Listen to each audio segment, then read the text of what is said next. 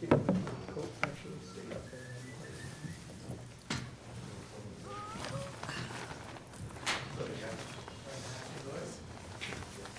you figure it out? We don't need to call back in here. I don't know what to do. Oh shit, that's a lot of paperwork.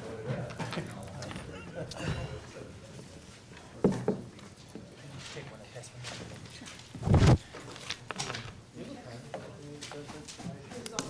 Sweet. You first. Did you put your laptop on?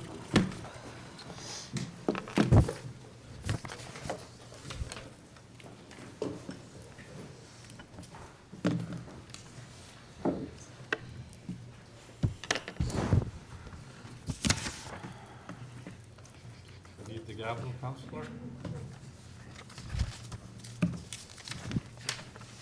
Pass one down there. Oh. Okay, pass it down.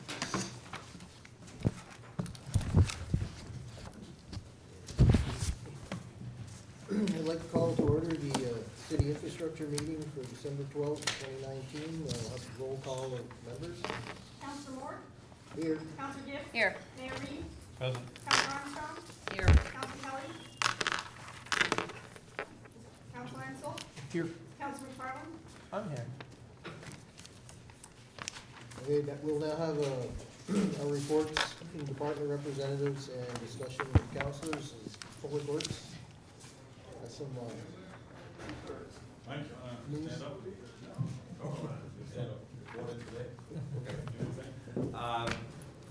Really nothing new to report as far as new work. Basically ongoing routine maintenance, snow plowing as necessary.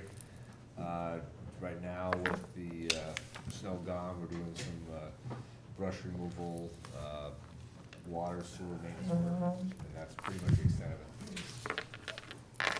Now, what is sewer maintenance work? Is that part of the grant we got to replace like lead piping and that? This is actually scheduled routine maintenance we do. We'll, based on special projects, we'll either get ahead or behind on it. This summer we did a lot of road work, so we have a substantial amount of water maintenance, particular hydrants, valve work, that type of thing will be ongoing. And like I said, the temperatures are such that we can't work. Any other questions? Concerns? Good job. Thank you. On your side. Thanks, Dennis. The design plans for the dewatering upgrades and primary clarifier upgrades are ready, so we're ready to go out to bid for that. You'll see that on the agenda tonight, authorization to do that. We're also ready to proceed with the final design of odor control upgrades and other mitigation measures down at the water resource recovery facility. So on tonight's agenda, you'll see contract with CDM Smith for performing that final design work. Tonight at 6:30. We're not done here. We'll be starting in the other room. We have our first in a series of public workshops on developing themes for the water resource recovery facility architectural upgrades. So we're going to be pulling the public in at this point in time, explaining what the project is, why we're doing it, what our goals are, what the process is going to be, and to start to stimulate some imagination and creativity and thought about what Plattsburgh is, what Plattsburgh's aspiring to be, so we can incorporate some of those ideas into the architecture elements. There's an application I think community development has in to do a master plan for the waterfront, so this will be going on a little simultaneously with that work. So any questions on that? No, I would encourage everybody to go to that. I know Councilor Armstrong and myself saw some pictures. I don't know if everyone saw them. Some of the possibilities that you could do down there, and it's pretty creative and Yeah, no, the plant's a aesthetic. big piece of concrete, so I call it a blank slate or a blank canvas, and it can be whatever we want it to be architecturally. So the question becomes, what do we want it to look like? What kind of statements are we trying to make? And how do we see that fitting with the harborside development and other things that are going on in town? These are the same things you showed months ago, right? Yeah, I think you've seen Yeah. a number of slide decks, put in drop boxes and stuff that you've looked through. You're gonna see some of those same slides, you're gonna see more. We've done a little, even though the formal master plan hasn't started, we've given some thought to the types of activities that can occur, at least in and around the WRF itself, whether it's a recreational trail, exercise trail. There's a lot of really lookout vantage points to see the lake, to see the mountains, to see other aspects of Plattsburgh, depending on where you are. So we're starting to think about this project in terms of that context too. And Mr. Russ, W. Russ, is an integral part of the harbor side and really is also then, as a consequence, part of the whole DRI in some sense, because it's a really integral part of revitalizing the downtown. So I hope all those that have questions and concerns about the DRI should be equally interested in Certainly, what yeah. you're trying to do at your Yeah, facility. and as we move into the master plan for Harborside, the architectural work we're doing now and maybe even implementing can really help everybody see what vision can be down there and the types of things that can be accomplished. So I'm hoping this will stir the creativity, imagination, excitement, not just for the WRF, but for DRI and all the other projects that are going on. So I really encourage as many people to attend at 6:30 tonight as can. We're planning on, live streaming it, video recording it, and there'll be more meetings too, because this is gonna be a process where we get information, goes back to the architects, they develop some concepts, the concepts come back, we review those, give them more direction and guidance, hopefully more refined, and we kind of wash, rinse, and repeat until we get to a point where we can put something into a final design. I hope I didn't miss this, but by what process are you gonna narrow down the choices? What's that? By what process are you gonna narrow down the choices? I don't know if there's a formal process. Tonight Okay. is imagination and creativity. Right, And I'm trying. but you do and have this is- concepts to I've offer. been counseled by some people I trust not to go too far out on a limb with this.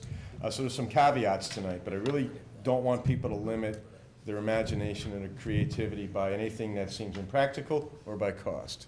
That's Okay. gonna come later. All right, Eventually, there's gonna be some fiscal realities and some practical realities. Can we build this? right. Kind of thing. But now, it's fun. It's a honeymoon phase. We're gonna dream, we're gonna bounce stuff around, and, after tonight, if we don't feel like we got enough input, we'll have another meeting. But once we feel like, all right, we got a lot of ideas that seem to fall into maybe some common themes, now we'll turn it over to people that have done this before and let them run with our thoughts and see what they come up with. And then go through the project. You may come back, wow, this is exactly what we were looking for. It might be, nah, don't know what we're looking for, but we know that's not it, Okay, kind of thing, so, yeah.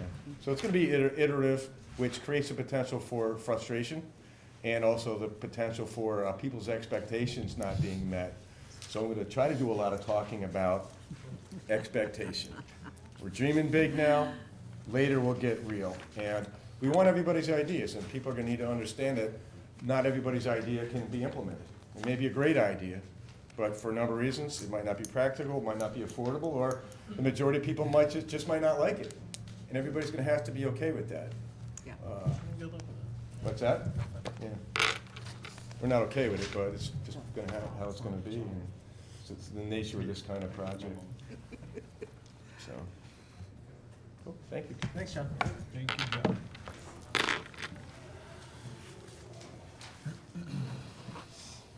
No further reports.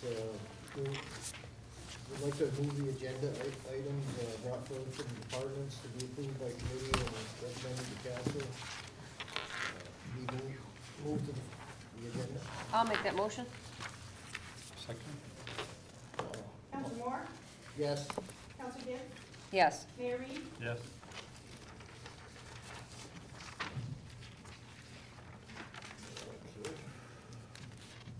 Council Moore, we had an initial item, so I did it separately, so if you could do that.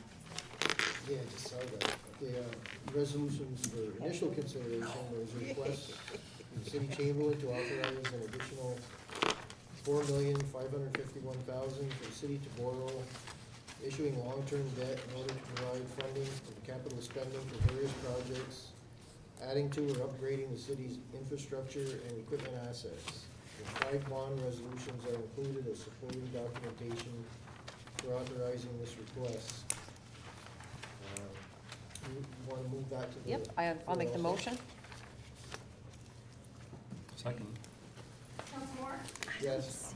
Council Gibbs? Yes. Mayor Reed? Yes. Short meeting tonight. Is there any old business? Infrastructure committee? Any new business? Yeah, I got a constituent, letter, and we discussed it a couple council meetings ago, or maybe last meeting, I can't remember. And it brought up something we discussed previously, so maybe this should have been an old business. Could you speak up?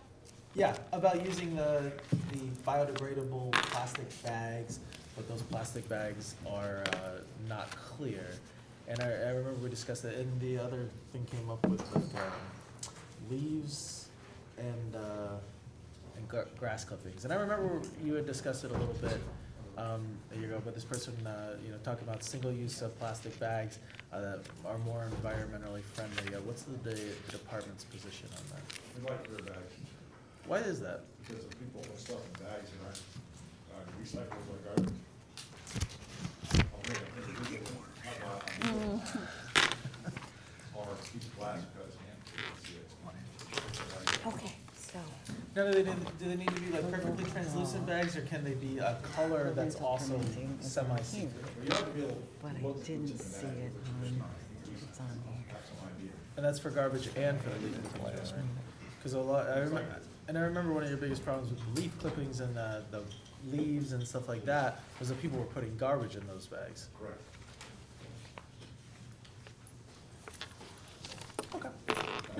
And the bags are empty though, in a pile, and then the plastic bags are disposed of. If they're plastic bags and these are in, we spill them open at the landfill, and they're opened up and they're put in a pile. If they're in a paper bag, you put the paper bags in the pile, as long as it's degradable. That's what we do. Take anyone, you have to, wanna go up, take a look at it. I'll take a look at it. Really? Why not? Guess the only question I would have is in those brown paper bags, you really don't know what's in there, actually. Well, we don't have to handle the brown paper bags, because they are biodegradable, Oh, they throw in, break them up with a machine as we turn them, do a pile over. Oh, okay, so Plastic you bags, would we have to eventually open- see. We have to open each individual bag. Pick them up on the top. so maybe we should just require the paper bags.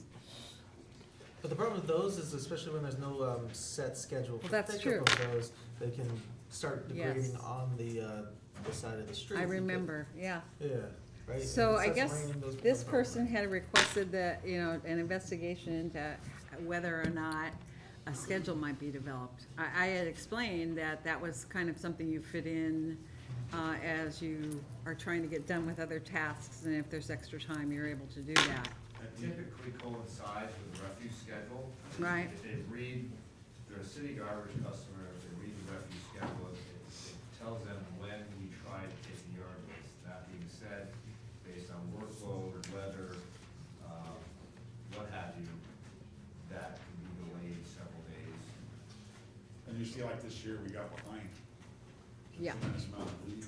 We had one person had 100 and something bags of leaves in his front of his house. How long before the paper bags begin to break down?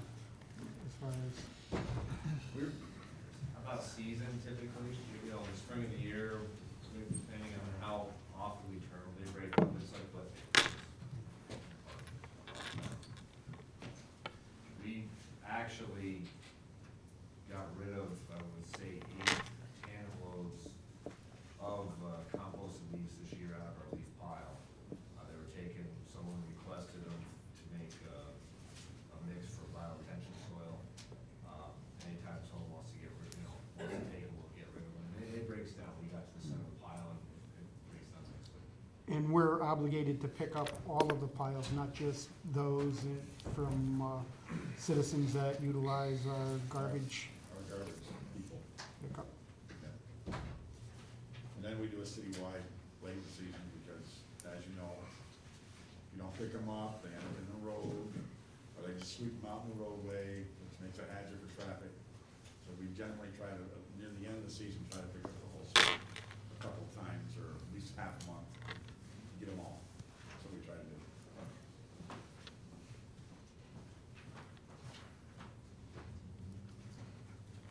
Thanks for bringing that up, Patrick. Yeah, and if it's all right with the mayor, I'll forward you, if I can get my email to work, I'll forward you that proposal. Yes. Thank you very much, Council. Thank you, Mike. Is there any other new business for the City Infrastructure Committee? If not, I would entertain a motion to adjourn. Make the motion? Second? Counselor Moore, Yes. Counselor Gibbs, Yes. Mayor Reed, Yes. Let's then begin our work session for tonight's council meeting. This will afford you an opportunity to have extended discussion on the items on the agenda tonight. We can also entertain any individual committee reports at this time. You've received in your packet the regular routine reports that we provide. Let's begin with governance and strategy. Councilor Armstrong? Well, with regard to the committee, there's no updates, except to say, I guess we're looking forward to the Open Gov presentation next Thursday. The Sustainability Task Force wasn't able to meet because of we didn't meet our quorum, but I communicated with Councilor Schneller, and I hope to introduce 4 proposals for next week. And I was at the session for Open Gov this morning. It's pretty much ready to go, just a few finishing touches, so I think you'll be very impressed with the presentation in a week. Good, Thank you. thank you. City Infrastructure, Councilor Moore? Well, we just had our meeting, so we're up to date. Finance and Budget, Councilor Kelly? Our meeting is scheduled for next Thursday. I believe that's the last meeting of the year, so we'll go out with a bang. Public Safety, Councilor Gibbs? I have no updates. Public Library, Councilor Ansel? No updates? And MLD Board President, Councilor McFarland? No updates at this time, Mr. Mayor. Okay. Are there any other items on the agenda you'd like to have extended discussion, or is there any need for? I just had a question about the last item that was added for initial consideration. That was brought up. I'm just wondering if, I don't have it with me, and I must have missed it, just an explanation of what the items were. That's for the wastewater resource recovery facility? No, it's the talking one about that's the- brought up for initial the bond consideration, issues. the bonding. Who would like to speak? You on that? just, if you, just an overview of what the items are. Did you see the attachment? No, I didn't. That's why. They were, It's I in the think they were email. pretty extensive too. So which one do you wanna talk about, or you wanna talk about all of them? Just an overview, if you could just give me a quick, Money we spent, we have to get back into various funds, $4.5 million. Not total spending, we're gonna borrow a total of $6.6 million. We have 2 bond resolutions in place that already cover the Saranac River Trail and the 2017 streets. So we need 5 other bond resolutions to authorize, the city to go out and borrow $4.5 million more to add to the other 2 bond resolutions. All this money's been spent, it has to be, Money. dispersed to various funds that have been under. okay. Fair enough, thank you, Rich. The big ones are, the land acquisitions from MLD, 2.3 million. Old Base Marina, the whole project for the slope stabilization, it's actually back in 2011. Just got finished in 2017. And then you have new streets and new equipment. Thank you. Okay.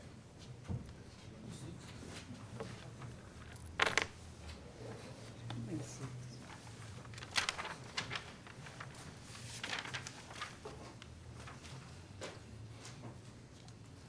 Any other items to discuss?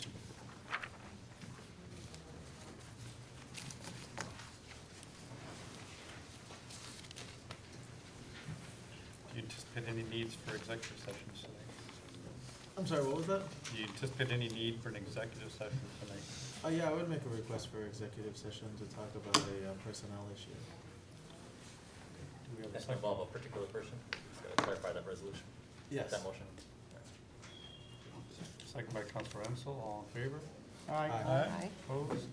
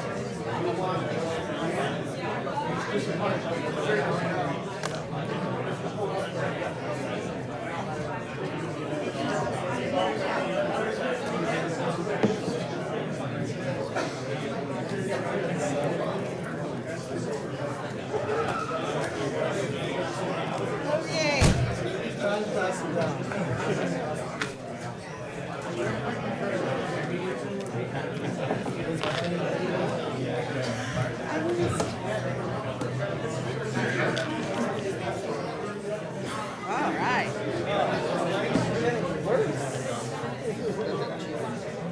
That looks like a Cybertruck.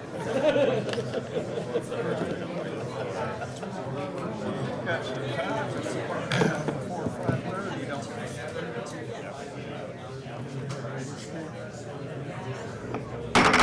Those all the bills. Must be, first of all, we're returning from an executive session during work session where we discussed a matter involving an individual person, no discussion, or no decisions were made. And let me now begin a public hearing.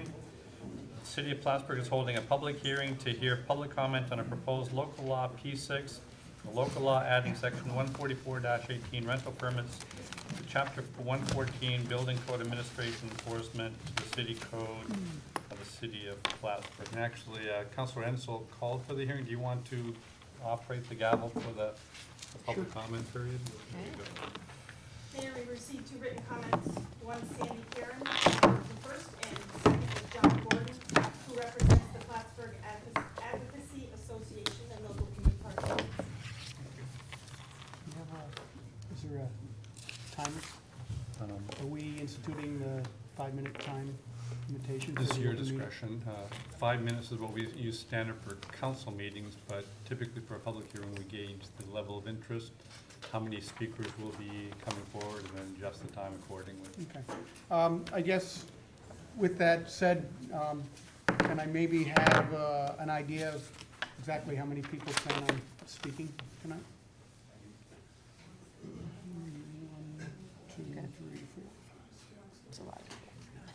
10, okay. Some of it 20 minutes each. Can we maybe try to limit it, comments between 3 and 5 minutes? If that, We have a timer for 2 minutes and You timer want for to 5 pass down the minutes. timer? You don't, There's 2 minutes and 5 minutes. 2 minutes and 5 minutes. okay, Flip them both and start giving them minutes. Yep. thank you, everyone. Obviously, by the turnout here tonight, we can see that this is an issue that has a lot of people's interest.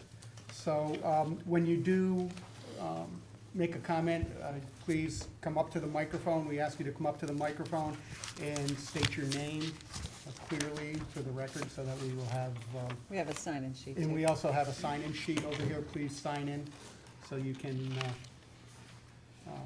get your name, please. So at this point, we'll open up for public comment.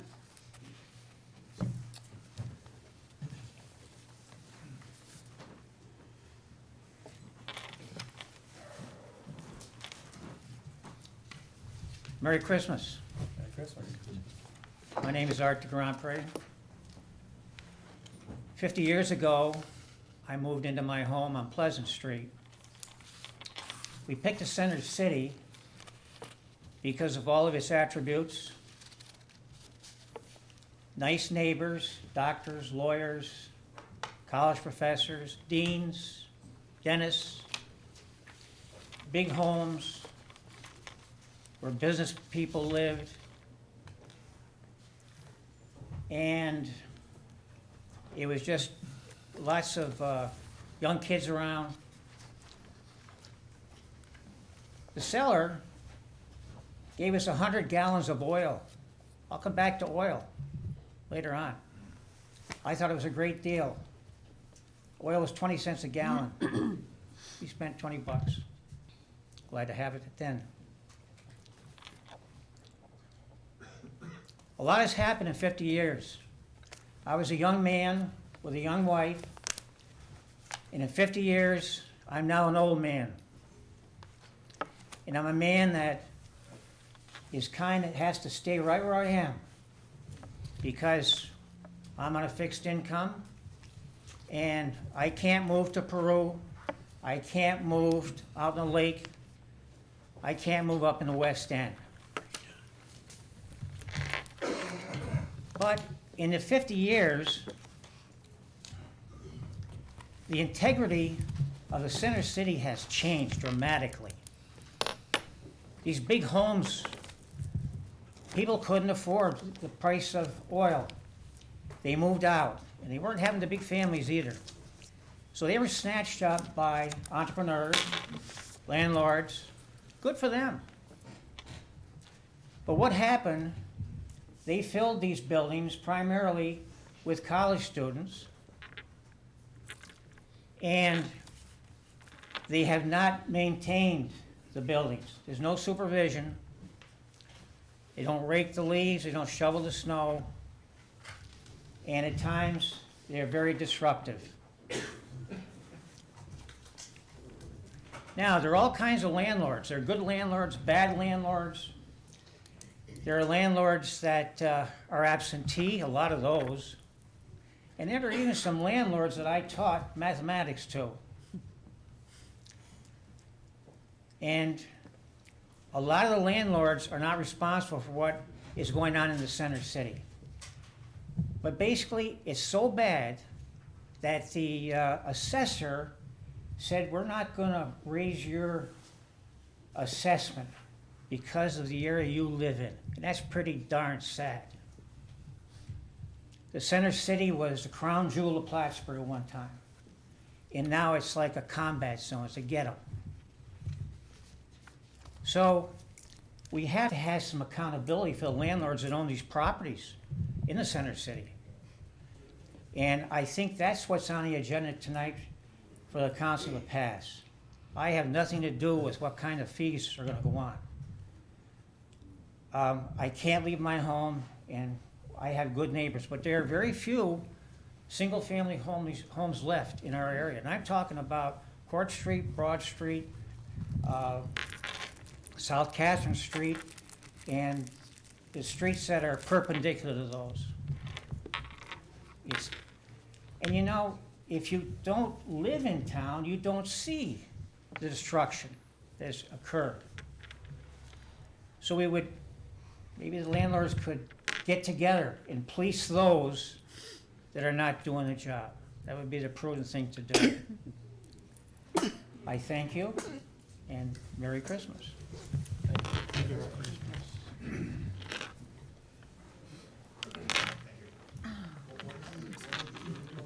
Please, 3 to 5 minutes. Art, did you sign in, please? Oh, sorry. Thank you.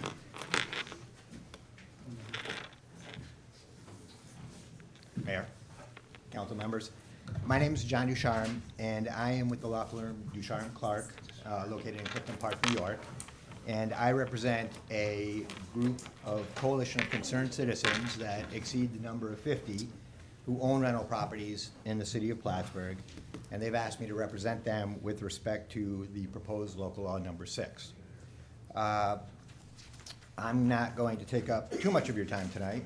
We're going to have several of the members of the coalition speak and keep within your time limit.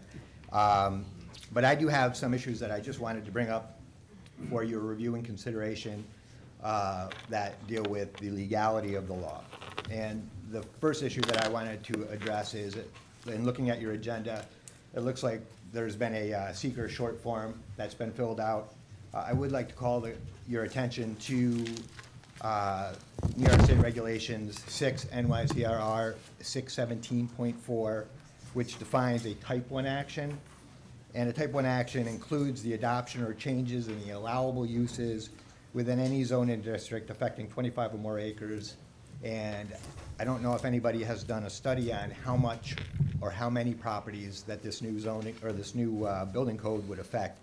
But if it affects 25, if it affects the zoning districts throughout the city with more than 25 acres, it would be a type 1 action as opposed to an unlisted action. So I would ask you to take that into consideration before you conduct your seeker review. The other thing that I would like to point out is that seeker requires you to take into consideration all of the impacts that this law is going to have. And I think that when we're done here tonight, you will hear from the various speakers to show that this law has several impacts that may not be obvious on their face, but are going to impact the rental community within the city of Plattsburgh. So it is obviously an issue which is very important to my clients, and it's very important to the residents of Plattsburgh, many of whom rent properties in the city.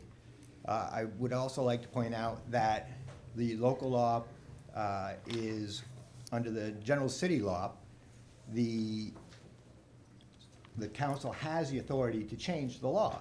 But that law, because it affects uses of properties, has to be consistent with the city's comprehensive plan. And I would ask you to make sure that the local law number 6 actually is consistent with the comprehensive plan. There are numerous cases which hold that a municipality's land use regulations must be accomplished in accordance with the comprehensive plan.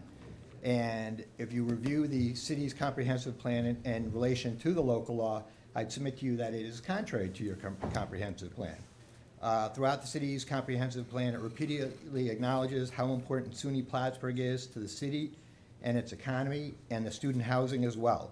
And the comprehensive plan expressly sets forth on page 28 that as an alternative to establishing a formal registration and annual licensing program, the city should adopt a policy of inspecting properties on an annual basis, especially those properties with a history of code violations.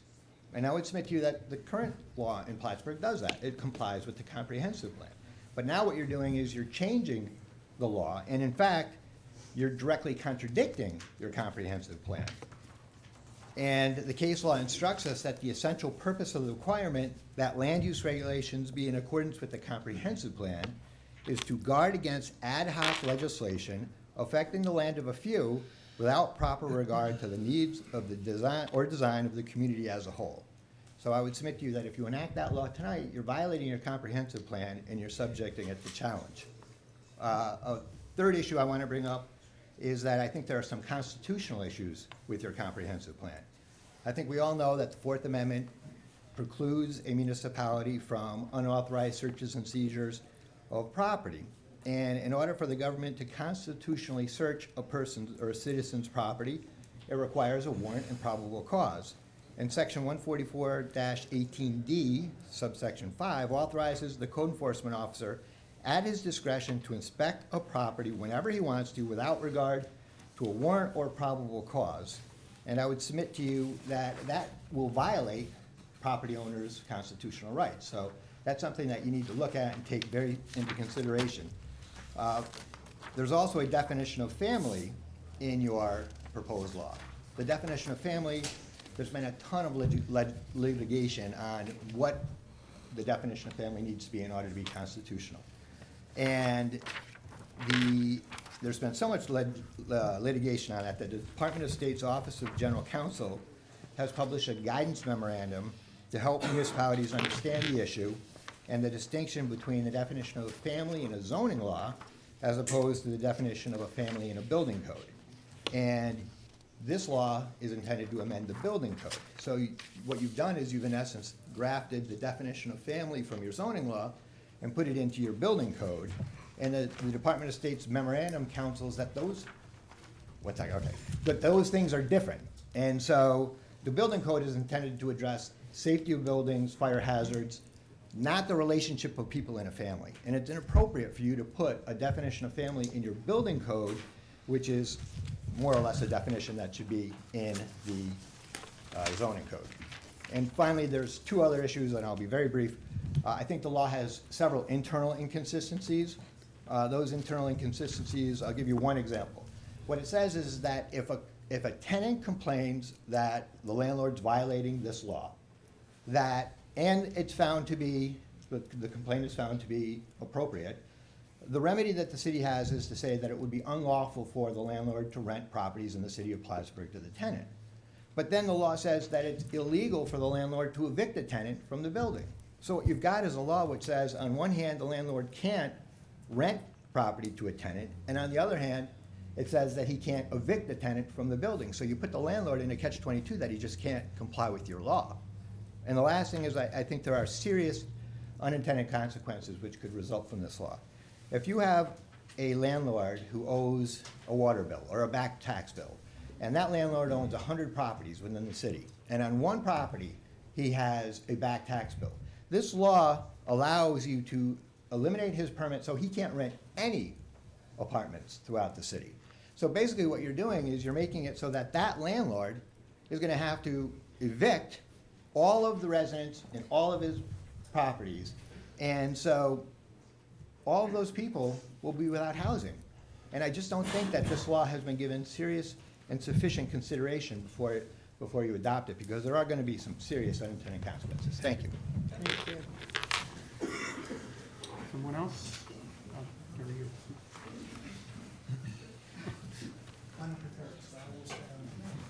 Can you sign in? I'll just stand here. Sir, did you sign in? Yeah, sign in after. You can sign in after you make your statement.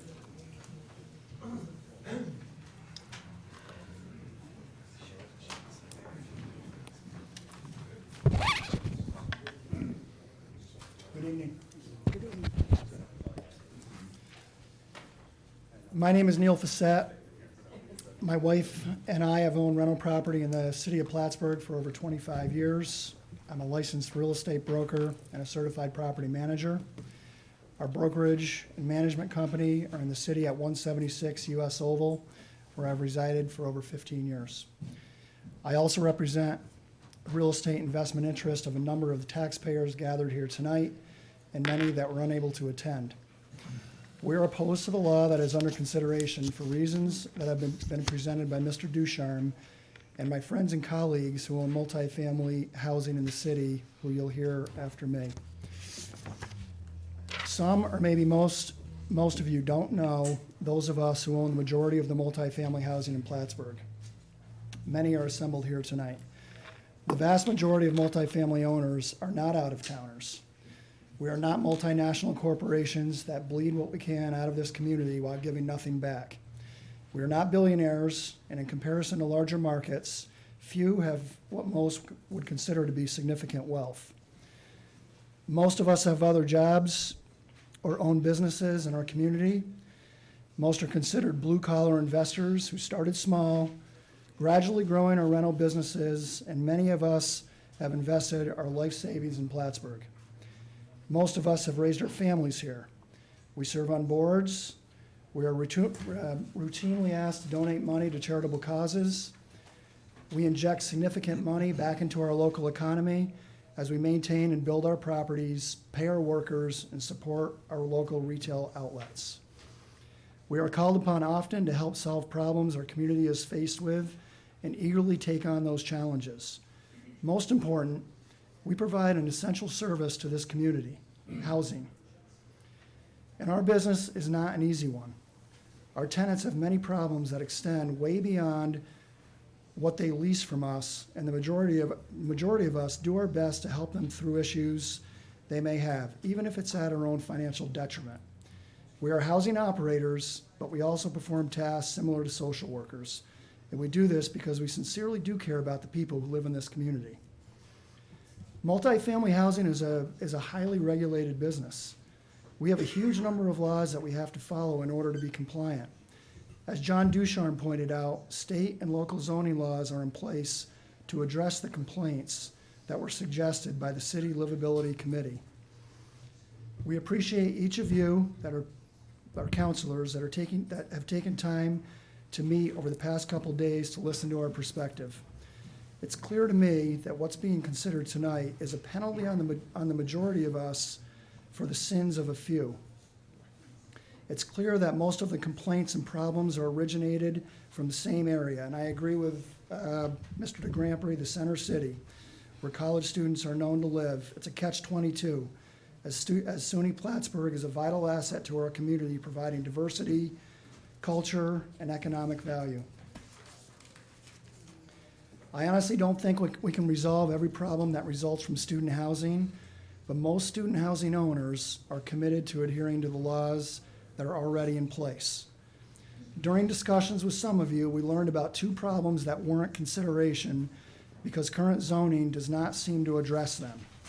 The first is the circumstance of a single-family home being purchased and then rented to more tenants than the home can legally accommodate. In this case, the rented home has not been inspected by the city, and our building inspector's office is not aware it's being leased to tenants. The second is a circumstance of landlords holding title to their property in a corporate name with an out-of-town address or P.O. box. The problem in this case is when the building inspector has an issue with the property, they can't make contact with the owner in a reasonable time frame to address it. The two problems I've referenced involve a small number of properties in the city of Plattsburgh. The comprehensive law you are being asked to vote on is excessive in comparison to the root problems that it's attempting to address. We understand that there are problems from time to time with multifamily housing, and we stand ready to collaborate with city officials to reach solutions that don't dilute the investments all of us have made or lead to rent increases for our residents. We believe that the proposed law is far overreaching and will have many unintended consequences for landlords and tenants alike. Rather than passing this law, we ask that the city refocus on current zoning laws that are in place. We believe that we can work with the city to solve the majority of these issues. Thank you. Thank you. Okay. Young woman had her hand up for a while. Shorter than Mr. Cassett by a lot. Hello, my name is Teresa Bennett. I live at 95 Brinkerhoff Street, and we have lived there for nearly 32 years. We knew when we moved into the center city that students would be our neighbors. We've had our good times and our bad times in our neighborhood. What I'm here to ask is that my property be given the same consideration as anyone else in any other part of the city. I pay the same taxes. My neighbors should need to have their garbage picked up. They should need not to break their windows and have them left broken. They should need to clear their snow so that when I walk to my employment at SUNY Plattsburgh, I can walk on the sidewalk and not in the middle of the street. I'm just asking that people be held to the same standard that I would be held to. And in my experience, when I ran for council in 2004, we had this exact same discussion, and we heard the exact same problems. We cannot enforce this. I'm saying that we need to enforce this. I'm a citizen of this city as well. We've raised 3 sons in our home, and we deserve the same consideration. I would ask, and I tell my friends in other parts of the city, look at the housing that's right next door to me and move it next to you. Would you be happy with that? Would you live next door to a home? We had to call several times last year at the end of the school year, 3 weeks before the garbage was picked up. There's rats, there's squirrels, there's raccoons. I keep my property in top shape. I should not have to put up with refuse from another person's yard. That's all I'm asking. I'm not asking you to move the students out. I love the students. We've had great relationships with many of the students. I love living in the center city. I love being able to walk everywhere. I just ask that you give us the same consideration that you would give yourself in any other part of the city. And if someone is not doing what they should do as a landlord, they should be held accountable. And I'll leave it up to you as to how that should be done. Thank you. Thank you. My name is Larry Hobson. Unlike my friend Art and the last lady that spoke, I moved here. Mrs. Bennett, can you please sign in? I moved here 3.5 years ago. I chose it for location, demographics, history of diversity. I live at 56 Couch Street, a street that a member of the board at the university just happened to be going by and said, "Hey, is this still the party street?" I was a student 10 years ago, and it was. So obviously, I'm surrounded on 3 sides by student housing. I also have taught at 5 different colleges and universities. And I changed course in my 50s and was doing graduate work in my 60s. So I have a couple of things to say about students and student housing. The first thing is they're students, working with graduate students in their 30s even, both here and in Cambridge in England. I walked into apartments that had never been cleaned since they moved in, dishes piled up in the sink. That's what students see as student lifestyle. You do not rely on students to take care of things. It's not their job to deal with getting the trash cans out to the street and back. They won't do it. You know, it's not their job to shovel the snow. Just like a 2-week tenant at a beach house is a short-term renter. A student for a semester is a short-term renter. And so you have to separate out somehow the difference between a family renting a property and people who know they're leaving. And I was told by a landlord it takes 3 months plus to evict somebody, so they also know they're not going to be evicted during the semester. So you've got a situation where I think what you need to do is structure it so that there's a separation between long-term, short-term rentals and what's expected with a short-term rental, which should be that the property is maintained, and maintained not by the renter, but by the renter's representative, whether you want to call it, well, it doesn't really matter what you call it. You know, and it doesn't have to be one person maintaining one property. It could be one person maintaining 20 properties, but that's the person that sees that the snow gets shoveled. That's the person that sees that the trash cans don't stay out at the street endlessly. That's the person who sees that broken windows get fixed, that the leaves get raked. I mean, that, I think, is the bottom line. Now, I like living with the students in many ways. They keep a pedestrian neighborhood. They keep it vital. They don't contribute as much to the economy as a family with children does, but they keep the small stores and sandwich shops in the neighborhood. I think it's fun, and having the university there is just another asset. Other places to go, the museum, concerts there.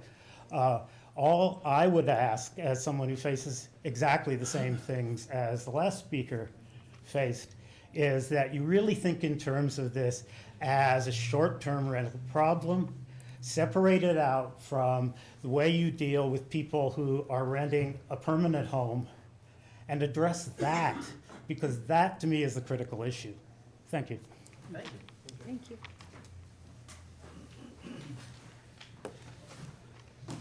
My name is Jack Bilo.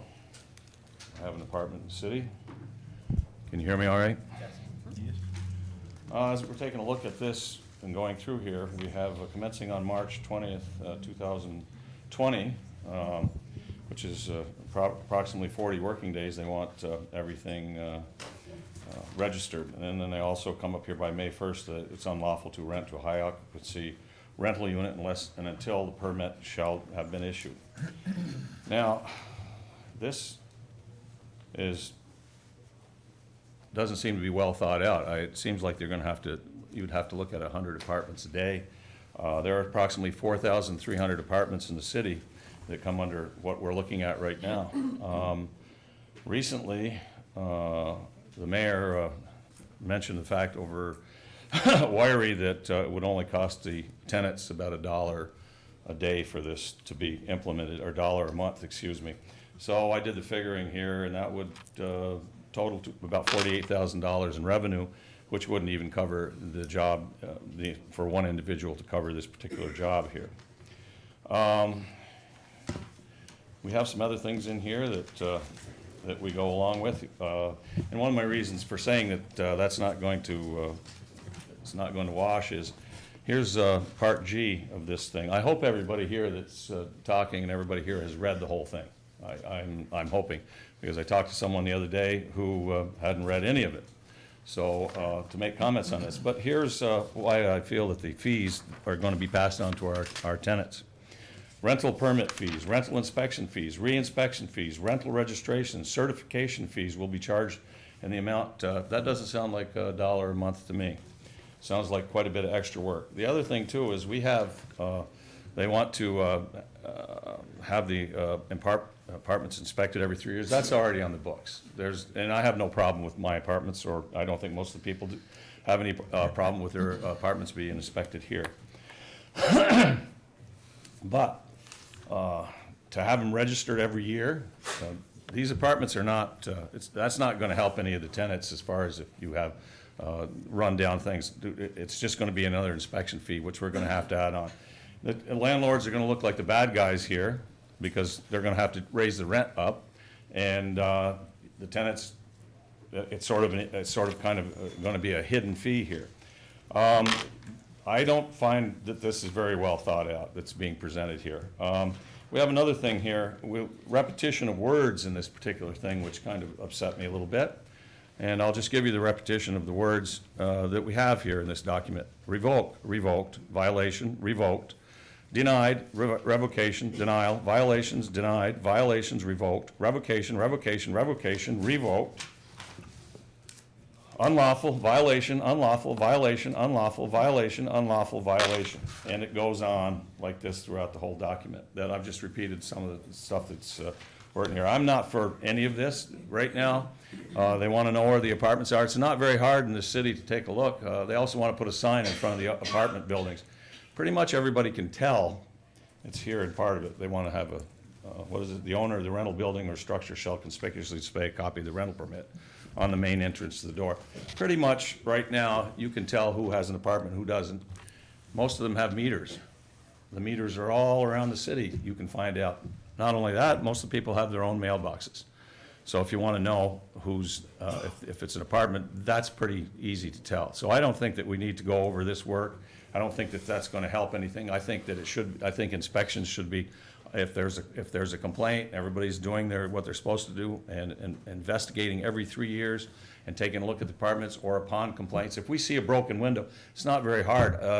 Code officer could drive up and down the streets. I mean, that wouldn't be very hard to pick out broken windows. I'm mainly trying to save the renters money, and also if we're only going to collect $1 a month, the taxpayers are going to have to pay more money. And I'm also looking at the paperwork that the landlords, extra paperwork, that the landlords are all going to have to do, and it's very redundant here. And I guess that's about it. And there's other people who have other points that they'll be bringing up regarding this, but I don't support it in the thing that it is. We had no representation as landlords on this particular board, and things just seem to be thrown in here and added. It's very confusing in some points because it's repetitious, but I don't see how they're going to, if they implement this thing, and again, I'm talking about the document being well thought out. Thank you. Thank you very much. Thank you. Thank you, Mr. Violet. Hello, my name's Terry Miron. I've lived in this community all my life, except a few years in Buffalo, where I attended law school and practiced for a couple years after that in Buffalo. I'd like to preface my remarks in a couple ways. One is for the residents here who live in the center city, I empathize with you. I understand the issues. In a former life, I rented the college housing. When I got out of it, I was extremely happy that I was out of it. And I realize the issues that you face, and I think they really do need to be taken care of. So, and the second element is, I think the building inspector's office does a very good job in the work that they do. But here's the main point I'm gonna take, and I won't take up all of my time. If you take a look at this law, I think you really need to divide it in at least two components. One is the registry, and two is the inspection. From what I've heard, I think there's a legitimate reason to have the apartments registered so that you can determine who is renting apartments and be able to know the buildings and to see whether they're in compliance. And also to have a contact point so you can get in touch with them. The other component is really, that I'd like to talk about, is really the inspection process. And that really is a main aspect of the law that furthers the purpose of the law to promote health, welfare, and safety in finding violations and making sure that they're remedied. Well, I really respectfully submit that there's a much better, well-detailed law already on the books in Chapter 144 of the City Code, the Building Code and Administration. And Section 144.11 in particular, on fire safety, property maintenance, has a much more detailed and much more enforcement vehicles than the law that you're talking about. So if the main reason you're enacting this law is to protect these citizens from the violations that are occurring, which they should be protected against, then you have a law that's more detailed and better than the one that you're trying to enact right now. And with all due respect, in my opinion, the law is overreaching and does things that there's other ways of taking care of it.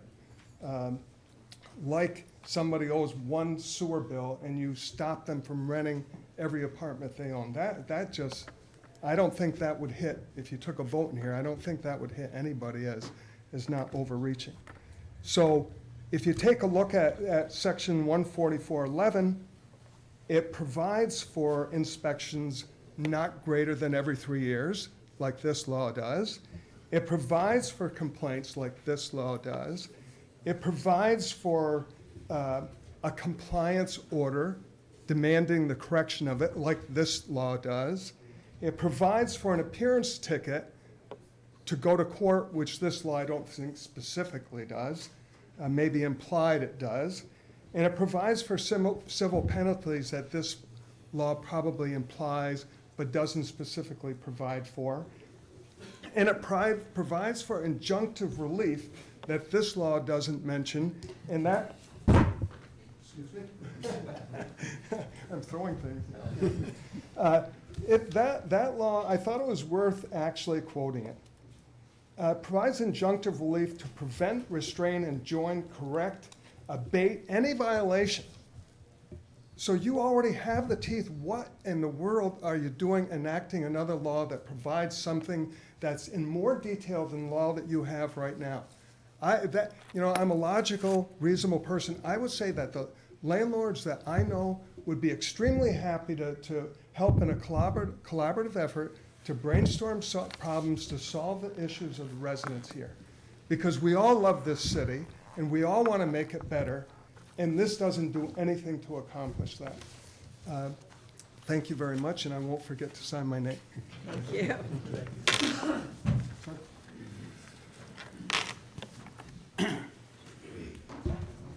Hello, I'm Andrew Castine. I am a city resident. I own properties in town, and I am the president of the Clinton County Board of Realtors. The Clinton County Board of Realtors is around 130 members, and one of the things that we want to see is property ownership rights protected, and for the markets to perform at their best. So I was reading the newspaper, and there was a statement made that the private homes, and I'm summarizing, you're seeing a depreciation in value. So I just wanted to address that, and just to make sure that this law wasn't standing on that statement. So what we see is the market is performing well, And I actually reached out to Derek Rosenbaum. He is of Rosenbaum Appraisal and Consulting. He is here, but he has 13 years as an appraiser, 3 years as a city tax assessor. I asked him to do a market overview. And would you guys like a market overview or a report from, has a market overview been performed? No, go ahead. Would you, Go ahead. There has not been, okay. So Derek's, I can speak for you or read off what you wrote? Sure. Okay. So there was not enough sales comparisons to do a year to year, so what he did was a grouping of years. And so he took the last 4 years and compared it to the previous 4 years, so from 2012 to 2015, and then 2016 to 2019 for total single-family sale prices. And what he saw was that the property values have increased by 11%. And the single-family assessed values in the center city have increased by 5.3% from 2018 to 2019. The Clinton County Board of Realtors, as the way this law is written now, does oppose this law. And we have a concern that there may be a negative impact on the market values, not just of the single-family homes, but of the multifamily homes, and then the rentals, the renters themselves and what the rental rates might be. So my question about if there's been any studies done, that's something that I believe should be looked at. And I also want to offer any help from our board. If anybody is looking for information or needs any help with anything that we can assist on, we're here for you. All right, thank you. Thank you.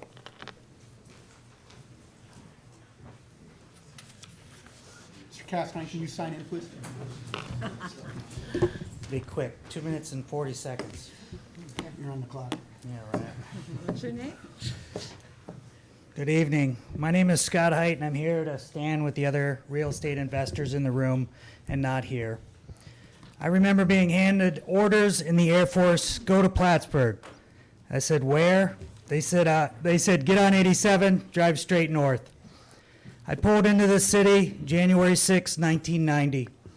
I served in the military here. I had a career here, and I retired here. The main thing is I lived here.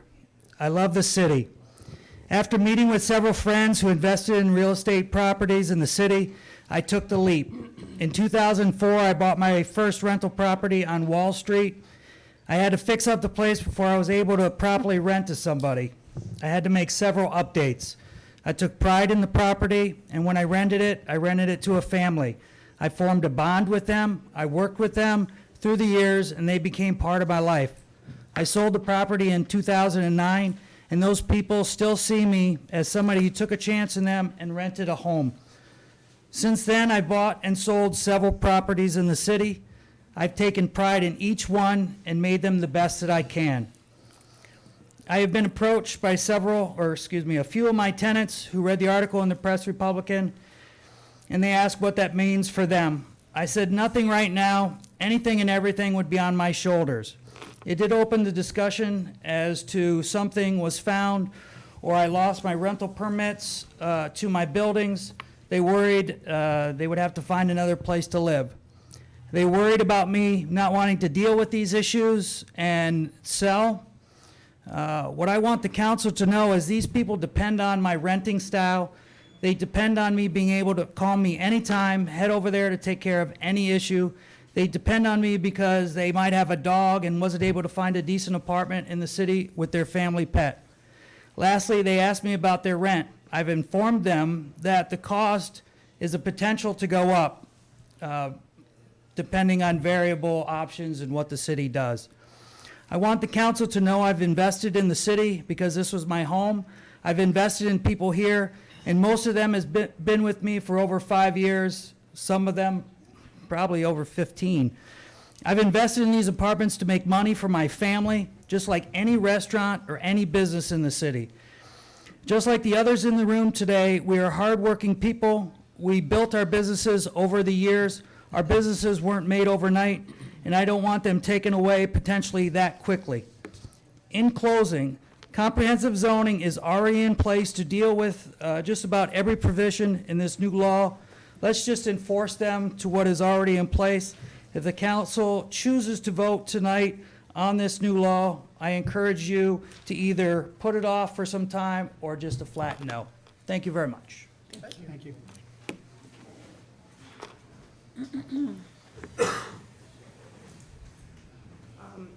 The board all knows me. Most of the people here know me. I didn't want to talk. I didn't prepare anything.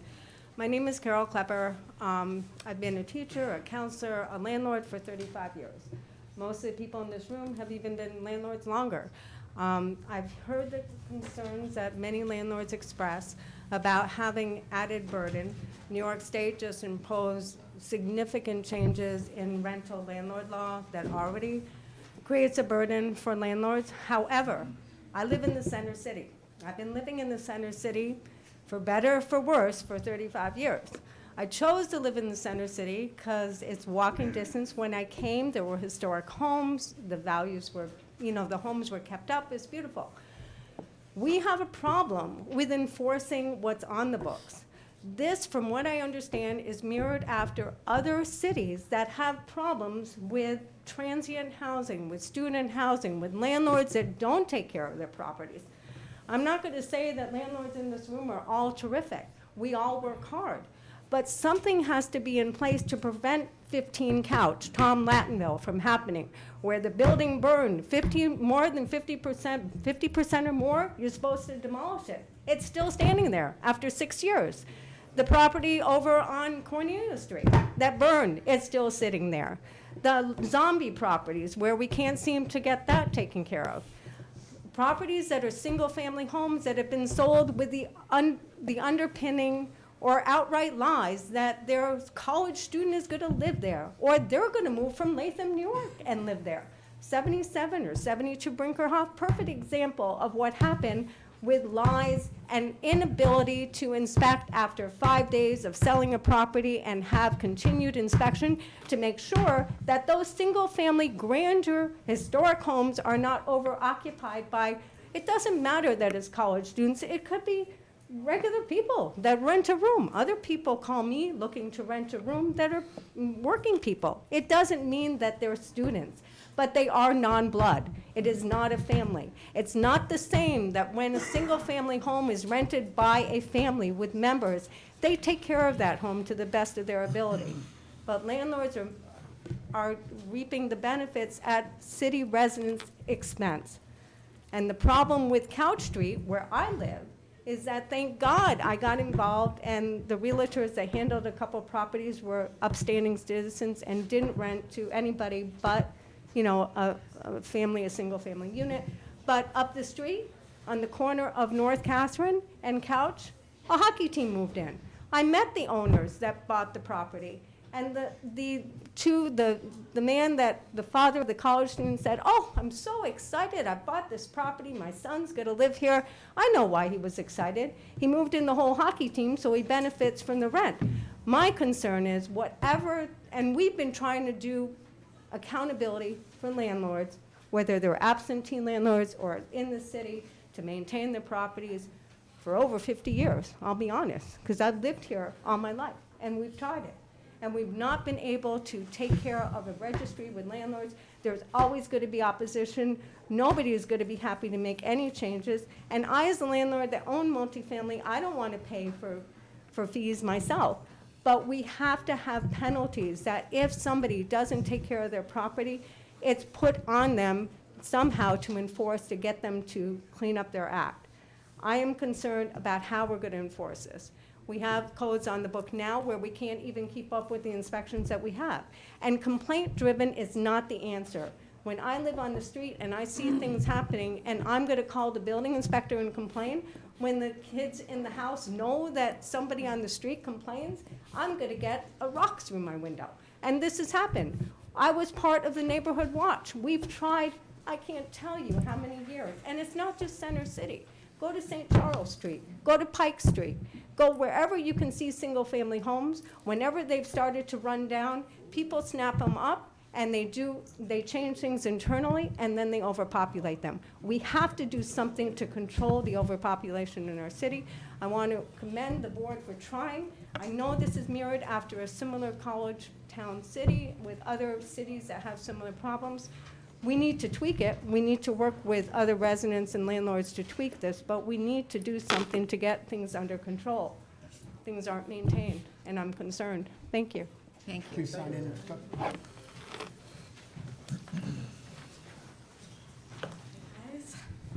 Sorry, I know most of you already. I will be exceptionally brief because I have a 7-year-old that has to be in a soccer goal in about 10 minutes. I know you guys have heard from several of the landlords and developers. Shalise, Shalise Marbet, sorry, live in the city. I know you guys have heard from several of the developers and landlords. I am a renter in the city of Plattsburgh, and I support the goal that the council has here to establish a registry. I believe a registry is a good idea. However, I am also not in support of the law as it is currently written. There are several deficiencies that were noted previously by others, but more importantly, one of them is that it does kind of put tenants out on the street if their landlord is in violation of this law or is behind on some sort of fine or some of the other language that was in the law here. One of the other deficiencies that I noted in the law, it's not going far enough. 63% of the housing in the city is rental housing. However, only 3%, I believe, of the housing is going to be subject to this law, or the new expansion of this law to the 1 and 2 bedroom units, or I'm sorry, the 1 and 2 unit dwellings that have 5 or more unrelated individuals within them. This law seems to discount what is traditionally known as a family in any kind of rental housing. These families are not seeming to be covered by the protections that are intended in this law. I would like to see, when you do propose another version of this law that tightens some of the deficiencies, I would like it to expand more to all rentals in the city, including single-family dwellings with a family in them. I've worked previously in another municipality. I have seen inspection pictures of dwellings in another municipality. The pictures I've seen they can only be described as slums. Not a single one of them would have met the criteria in this law to be inspected. I know several of the landlords and developers in this room, and I have not actually seen many issues with any of the dwellings that these folks do. These ones are mostly known as investors. They're going to invest in their property. They're going to maintain it. They're not going to have the same issues that you'll see typically with a single landlord who owns maybe one property. Maybe it's a family property that they're renting out to somebody. They're the ones that usually typically don't know how to take care of a property, and they're going to be the ones that typically have issues maintaining the property. I'm sure there's a lot I'm skipping over. I had several pages, but I've got to go. So thank you, guys. Thank you for everything you do. Thank you. Thank you, Shalise.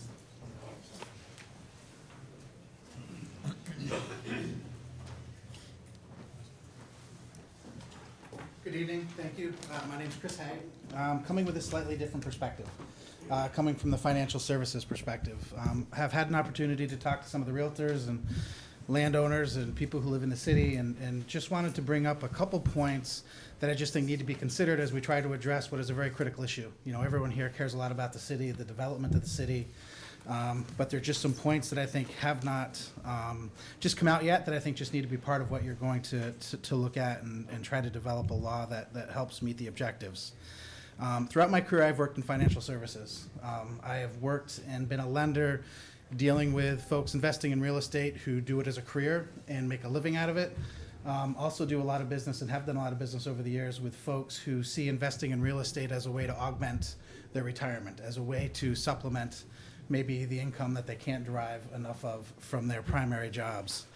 A primary concern that I have with the proposed law is the impact that it may have on the lender's ability to provide financing in the city for these types of properties. Several people have brought it up, but that if there is a violation, someone owns one property or owns 100 properties, they suddenly lose that ability to collect rent. They have to get rid of their renters.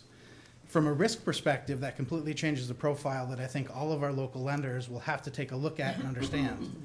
if someone has 20 units and they suddenly lose the ability to rent those units for 2, 3, 4 months because they have unpaid bills or a violation, that changes our risk profile.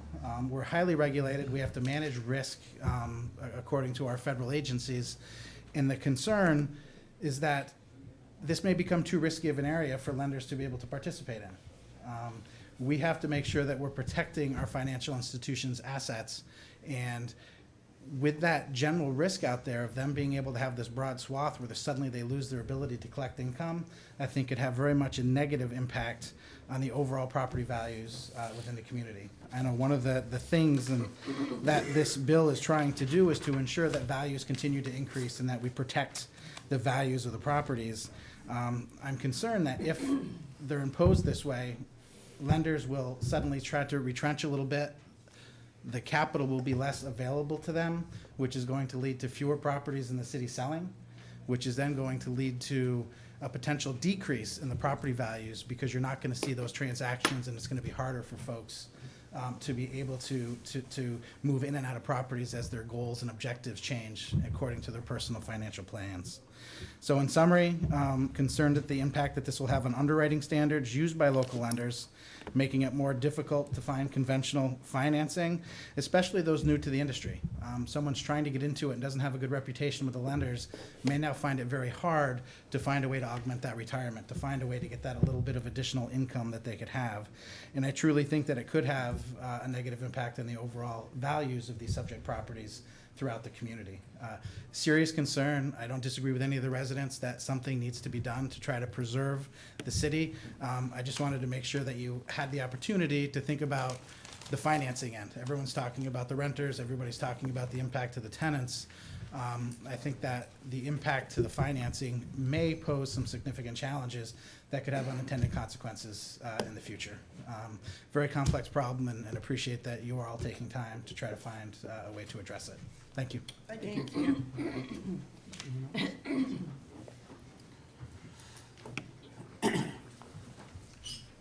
Good afternoon. Thank you for the opportunity to address this proposed local law.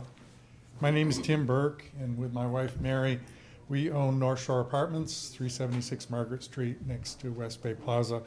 To be more precise, we are members of the limited liability company that owns the property.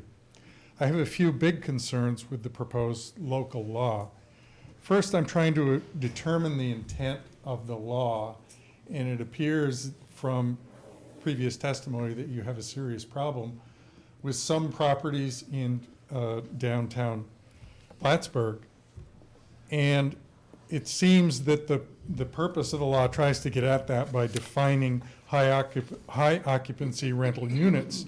And it talks about the impacts, I assume negative, that has on the well-being of the community. I was shocked when I read to the end and saw that all multifamily units over 3 units are included in the definition of high occupancy rental units. North Shore Apartments has 75 units. We have less than 2 tenants on average per unit. In fact, we have more bedrooms, 147 of them, at North Shore Apartments than we have tenants. How can that possibly be a high occupancy unit? Which makes me wonder, were all of the landlords added as an afterthought? Or was it the intention all along to throw all landlords in the city under the bus? To me, the overall tone of the law is punitive, and it reminds me of Rodney Dangerfield. It seems landlords, quote, can't get no respect, unquote. Providing safe, clean, healthy living units contributes positively to the community, to say nothing of the property taxes. I would suggest that if the bill is redrafted and if the statement of purpose addresses problems with certain landlords and properties, that it also recognize the positive contributions, and that would be most welcome for most landlords. I urge you to send this bill back to committee to identify the problems, to zero in on the problems that you have in the city, and to limit the changes that you make in the law to those situations that can't be addressed under the current law. If you determine there is a need for a registration system for rental properties, have at it. If you need new fees to better fund code enforcement, go for it. But please, don't burden landlords with new bureaucratic requirements, and please don't brand us all with the high occupancy rental units label and all of its negative connotations. Finally, I'm not a lawyer and I don't understand the implications of the substantial owner definition and the use of the term in this proposed law. Is it an attempt to pierce the corporate veil? Was it written by Elizabeth Warren? Just asking. Seriously, you need to look at this because it could set up the situation where your local law is in conflict with federal and state law on limited liability corporations. Thank you for your time. Thank you. Please sign in.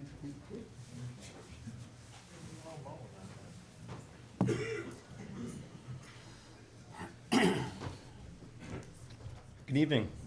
My name is Michael Bennett. I'm 28 years old. I was born here in Plattsburgh. I'm a graduate of Plattsburgh High School. My wife and I own our home in the city, and I own rental property within the city. The reason I began with mentioning my age is I fall under the generation known as millennials. According to the U.S. Census Bureau, at the end of 2018, roughly 1/3 of millennials are property owners. Of those 1/3, 2/3 have buyer's remorse. The top reason of buyer's remorse is the cost of ownership after the purchase, the maintenance, taxes, insurance, and many unforeseen costs that are not affiliated with renting. All these statistics are tailored towards single-family home ownership, meaning there's even smaller portion that will be interested in owning multifamily rental property. As a millennial, much of our adult lives have revolved around the recession when property values were in a downward spiral. That event has caused a mistrust in real estate amongst an entire group, and despite being witnesses of multifamily real estate as a good investment the last several years, this new cost will only solidify the belief ownership might not be worth it. The reality in this law disheartens a desire to work harder for myself, when there will always be another fee or charge waiting. The loss of interest from this fee only hurts our local area more than one way. I financed only through local lenders, used local realtors, purchased supplies from our local stores, and have only hired local contractors for renovations. Nationwide, smaller cities are struggling to keep their youth and bring a new life to an area. A majority of my closest friends have been forced to move elsewhere because of opportunities they cannot find locally.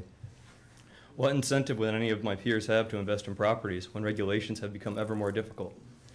These new changes discourage my peers to invest in our city as both a tenant forced to pay higher rents, or in property ownership.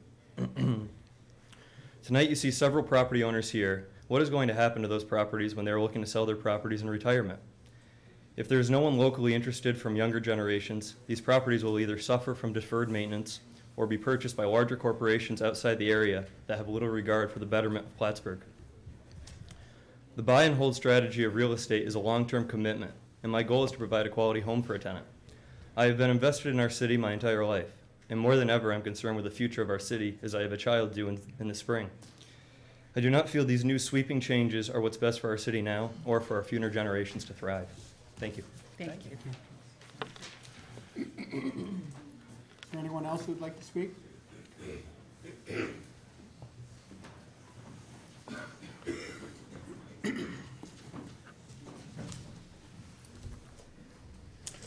Good evening. My name is Kai Ford. I came up and spoke last week briefly with the council.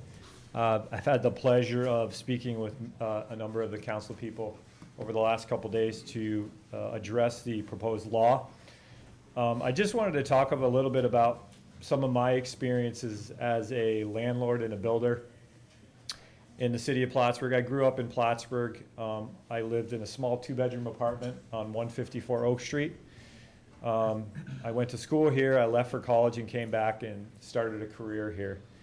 Over the past 20 years, in conjunction with my wife, we've built numerous homes, multifamily properties, and we've added approximately $7.8 million in new assessable value to the city tax rolls. But I want to say that one of the mottos in which we've built our business, and I always keep in mind when dealing with new apartments or renovations or what have you is, if I wouldn't live in a property myself, why would someone else want to live there? Over the years, we've taken on a lot of hardship properties.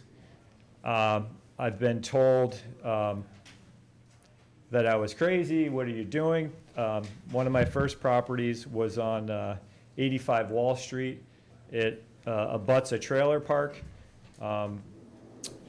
We completely renovated the property, built 3 new units onto the back, erected a fence to block the trailer park in the back, and we have had a very successful property in an area that people in the city generally look down upon. And I think we've turned that property around.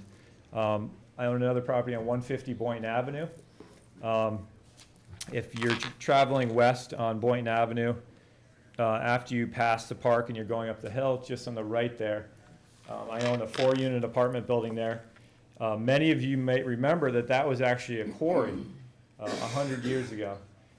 That property sat vacant for a number of years, and I was told that that property couldn't be built upon. So I took it as a challenge, and I figured that there must be a way for us to do something with this property. There was no sewer access to the property, so what I did was I ended up hiring a company. Garros came in with a directional boring machine, and it cost me $5,000. We bored underneath Boynton Avenue to a sewer in the middle of Woodland Drive. So I was able to utilize the property when people said I couldn't, so that made me extra pumped up. But more importantly, we were able to build upon a piece of property that people said couldn't be built upon. So I'm proud of that fact.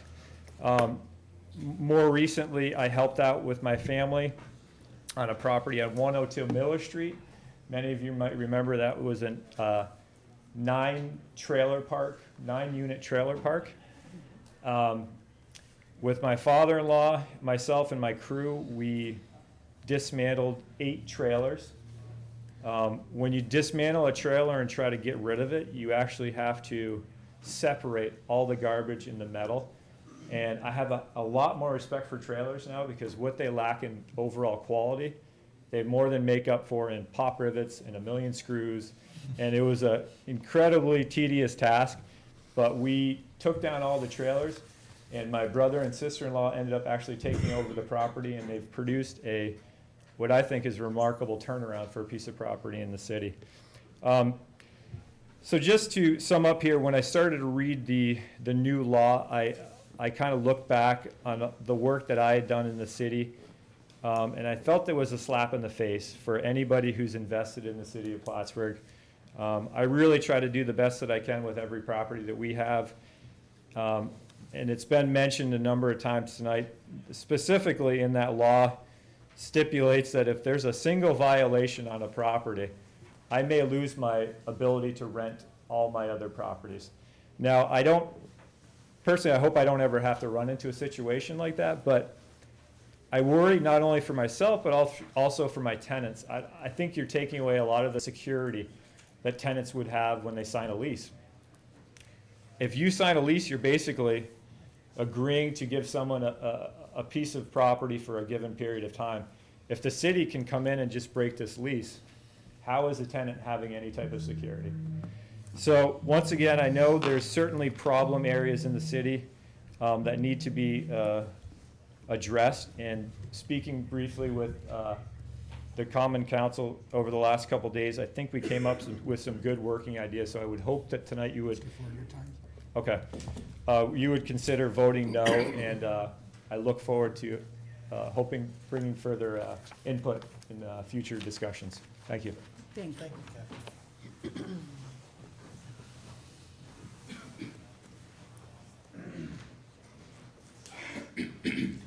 Mr. Ford, did you sign in, please? I did not, sorry.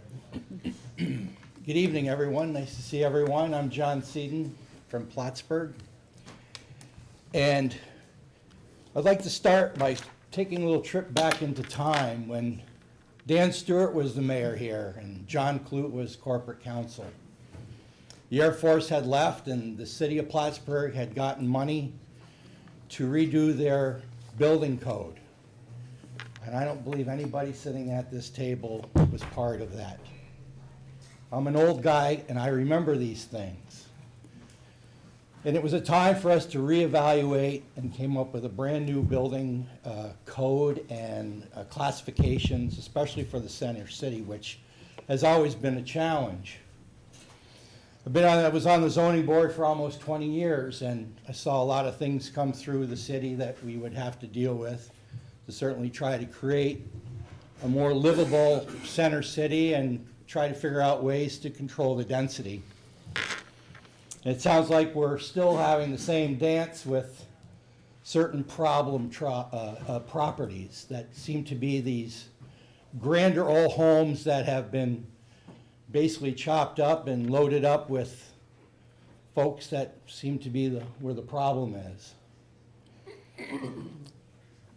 The fact of the matter that none of you folks were here, there was a wonderful tool that was presented at that point in time that for some reason failed to be in that new building plan, which I think may be a great solution for the folks that own these homes. Now you have to remember that these properties, when investors buying, it's based on cash flow, and that's just the way the world goes. And now these folks own these properties with kind of no place to go. Well, there was a wonderful tool that I think you need to reconsider. In that proposal, when we redid that plan, that building plan with the code change, there was a mechanism in there that the city of Plattsburgh was going to, out of their pocket, at the cost of $25,000, was going to put forth an offering plan. So the folks that own these buildings could then turn them into condominiums, where now you would have home ownership, pride of ownership, and less transient population. I think you should look at that really hard, because it's going to give these folks a way to get out, because now they're trapped. If you put forth an offering plan, then that helps the developer to go back into these, basically these one-unit buildings with 15, 16, 18 kids that can now put together a 4-unit, 5-unit, 6-unit offering for a condominium for ownership. It was a wonderful tool, and for some reason, it didn't get put in.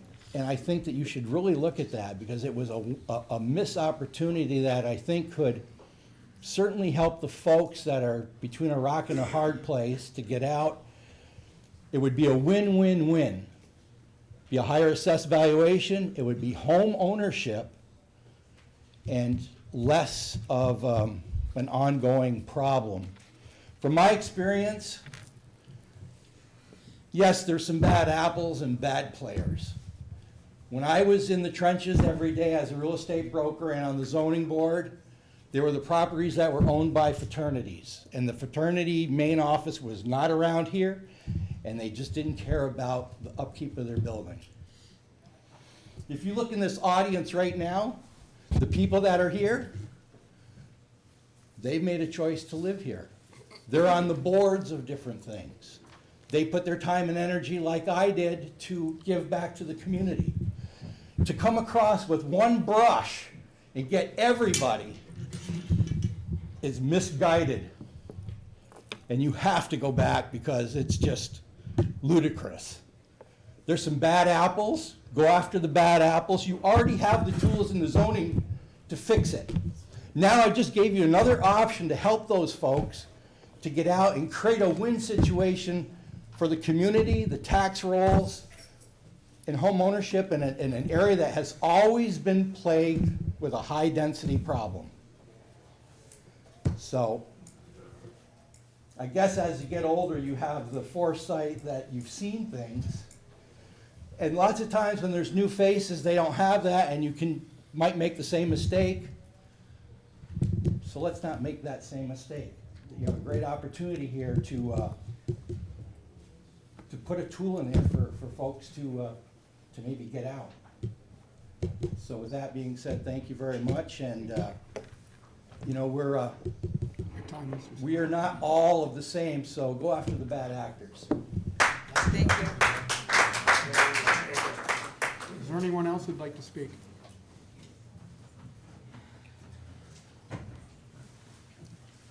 Seeing none, I call the meeting closed. We'll begin tonight's common council meeting then with the Pledge of Allegiance.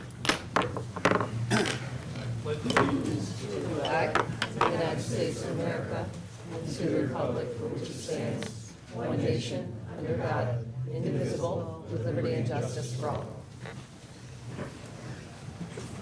Roll call, please. Mayor Reed? Present. Counselor Armstrong? Here. Counselor Kelly? Here. Counselor Gibbs? Here. Counselor Edsel? Here. Counselor McFarland? Here. Counselor Moore? Here. Thank you all for coming tonight. We had planned to have a meeting at 6:30 PM to roll out some of the ideas for how we can improve some of the quality for the water recovery resource facility. So please, after the meeting, stay around and participate in that. I think some of the ideas from Mr. Rupp and his crew are really interesting, but that meeting will be delayed just a little bit until the end of this meeting. And that's all I have for tonight. Resolved that the minutes of the regular meeting of the Common Council held on December 5th, 2019, and special meeting of the Common Council held on December 9th, 2019, are approved and placed on file among the public records of the city clerk's office. Moved by Councilor Armstrong, second by Councilor Kelly. Discussion? All in favor? Aye. Opposed? Passed. Resolved that the payrolls of the various departments of the city of Plattsburgh for the week ending December 11th, 2019, in the amount of $64,122.85 are authorized and allowed, and the mayor and the city clerk are hereby empowered and directed to sign warrants drawn on the city chamberlain for the payment thereof. Moved by Councilor Kelly, second by Councilor Ansel. Discussion. All in favor? Aye. Opposed? Passed. During our work session, you offered your individual committee reports. Are there any other additional reports you'd like to offer at this time? Seeing none, resolved, the reports as listed are hereby ordered received, and any written reports are placed on file among the public records of the city clerk's office. Moved by Councilor Gibbs and second by Councilor Ensall. All in favor? Aye. Opposed? Passed. There's no correspondence or recommendations from boards at this time. Please continue.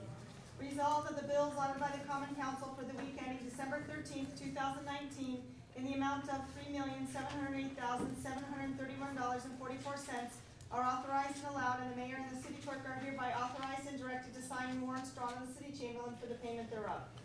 Moved by Councilor Gibbs and second by Councilor Moore. Discussion? All in favor? Aye. Opposed? Passed.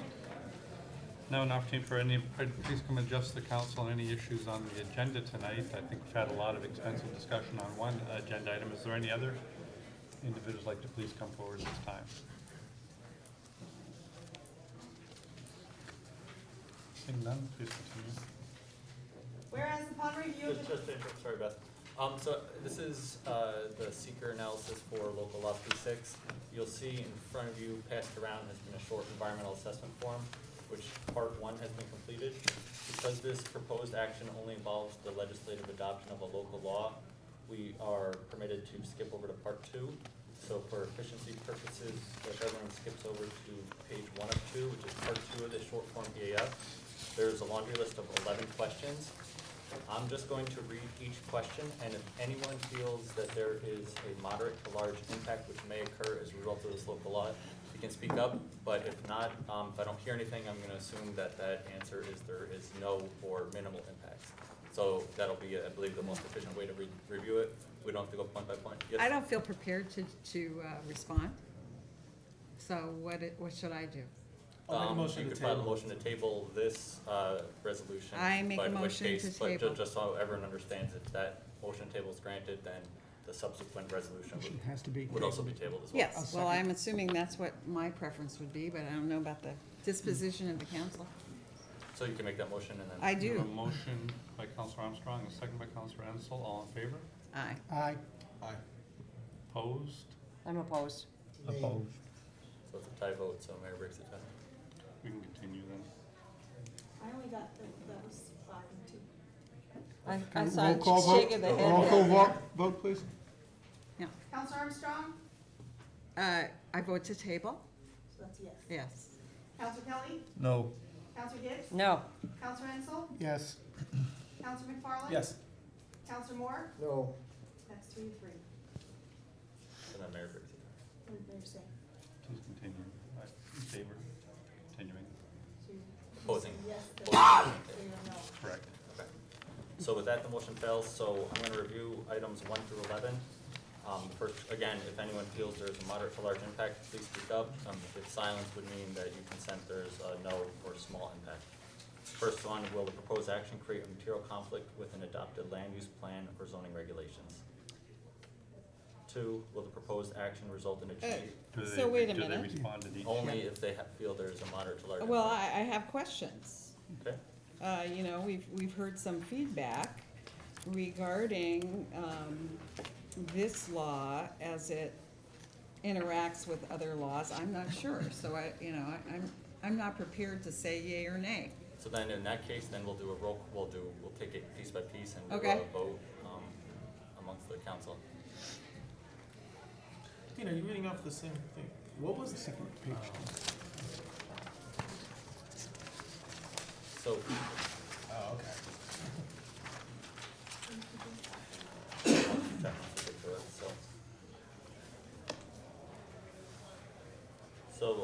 just Now, for the sake of, let's say, oh, I'm sorry, Dean, question, if, does this work as a majority vote as well? If it's 4-2, Yeah, that's the best way we can do it, yeah. Okay. I think there's just on my part, there are too many questions that have been introduced for me to make some kind of determination on these questions that, I'm not really sure that I understand all of the ramifications of any one of the questions. So I would have to say no, just because I don't feel fully educated. well, I get, but if you say no, that means that there's a small impact may occur. But if you say yes, and there's a moderate to large impact may occur, based upon what I see here, correct? I think she's saying she doesn't. I don't know what the impact would be, and No, I'm not ready to try to make some kind of determination about that on the fly. But the majority of the council has determined not to table this, so we must go forward with it. Okay, well then, I'm just getting advice about how to, so I'm saying moderate impact, because I'm not sure. Okay, so that's one counselor, Can I have make a point of interest? This is a seeker evaluation of what's on the next law or the next resolution to be passed. It almost seems like it's putting the cart before the horse. And can I make a motion to put the seeker at the end of the agenda? We can't do it at the end of the agenda, but you could do it after, as long as the seeker is completed before the actual resolution on the adoption of the local law, that would be appropriate. Okay. So I was thinking, but the exact opposite of putting it after the adoption of the local law, because if I am getting that there might be some trepidation about the local law from some members of the council, so I didn't know if going forward with the seeker review on it made sense in light of. Right. Yep, so no, we have to complete seeker before we would take the next step. Okay. So we're on page 1, item number 1. Yes. Okay. Well, and I think what Rochelle's bringing up is the comments made by Mr. Ducharme that somehow the proposed law might run afoul of the comprehensive plan. Is that correct? That's correct. Okay. And the comments regarding how this might be in conflict with redundant of local zoning laws. I don't think that matters if it's redundant. So the Okay. standard is whether it creates a material conflict. Okay.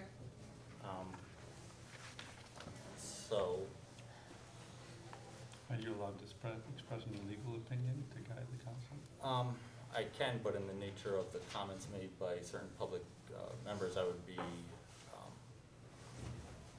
essentially creating the city to legal exposure if we discuss the merits of any potential attack to any specific reference.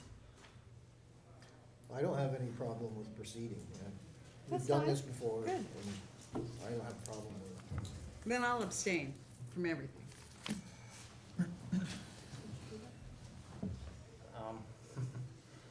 Okay, well, let's go point by point with each of those specific components of part two.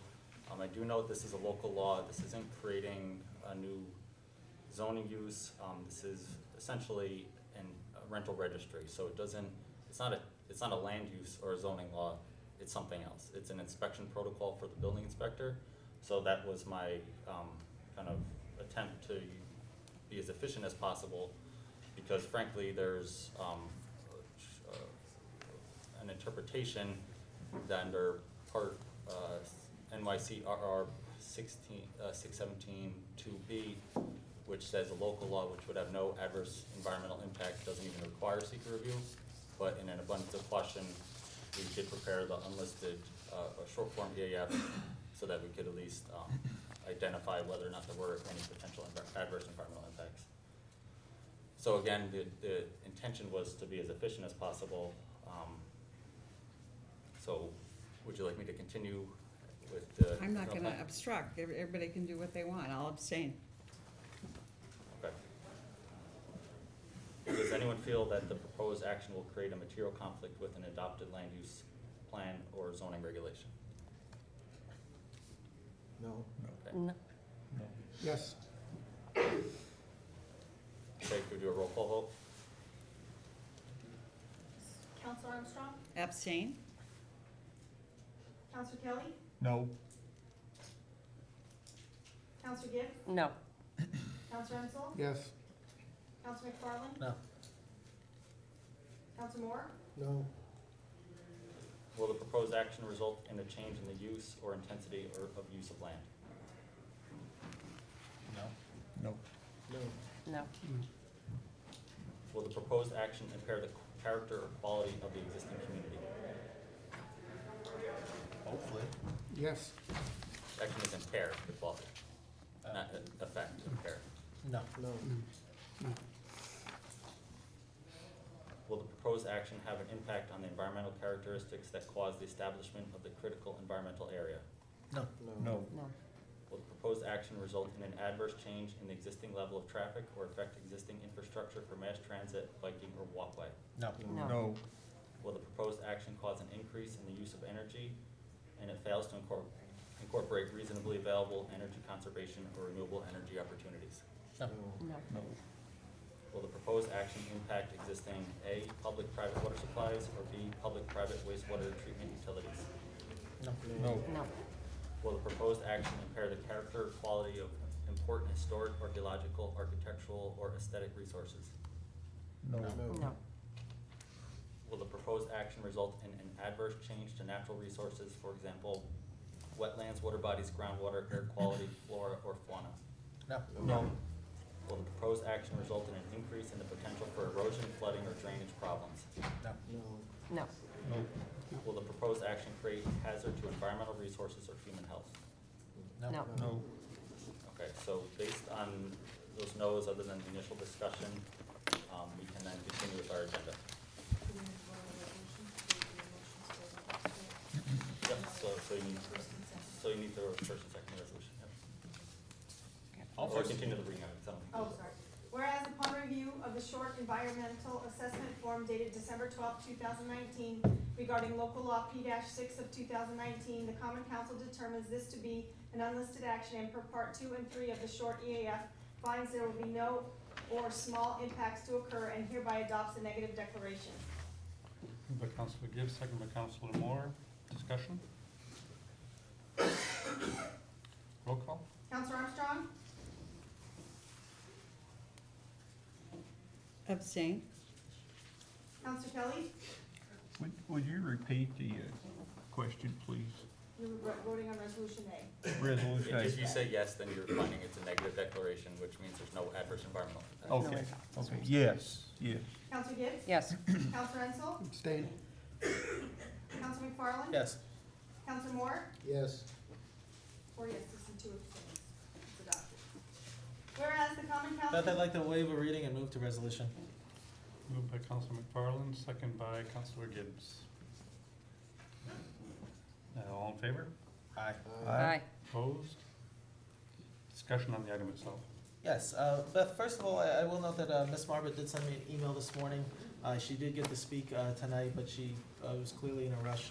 I forgot to do it at the public hearing, but I would ask, I tried to email it this morning, but my city email was not working, so I would ask to reopen the public hearing or have her comments submitted as.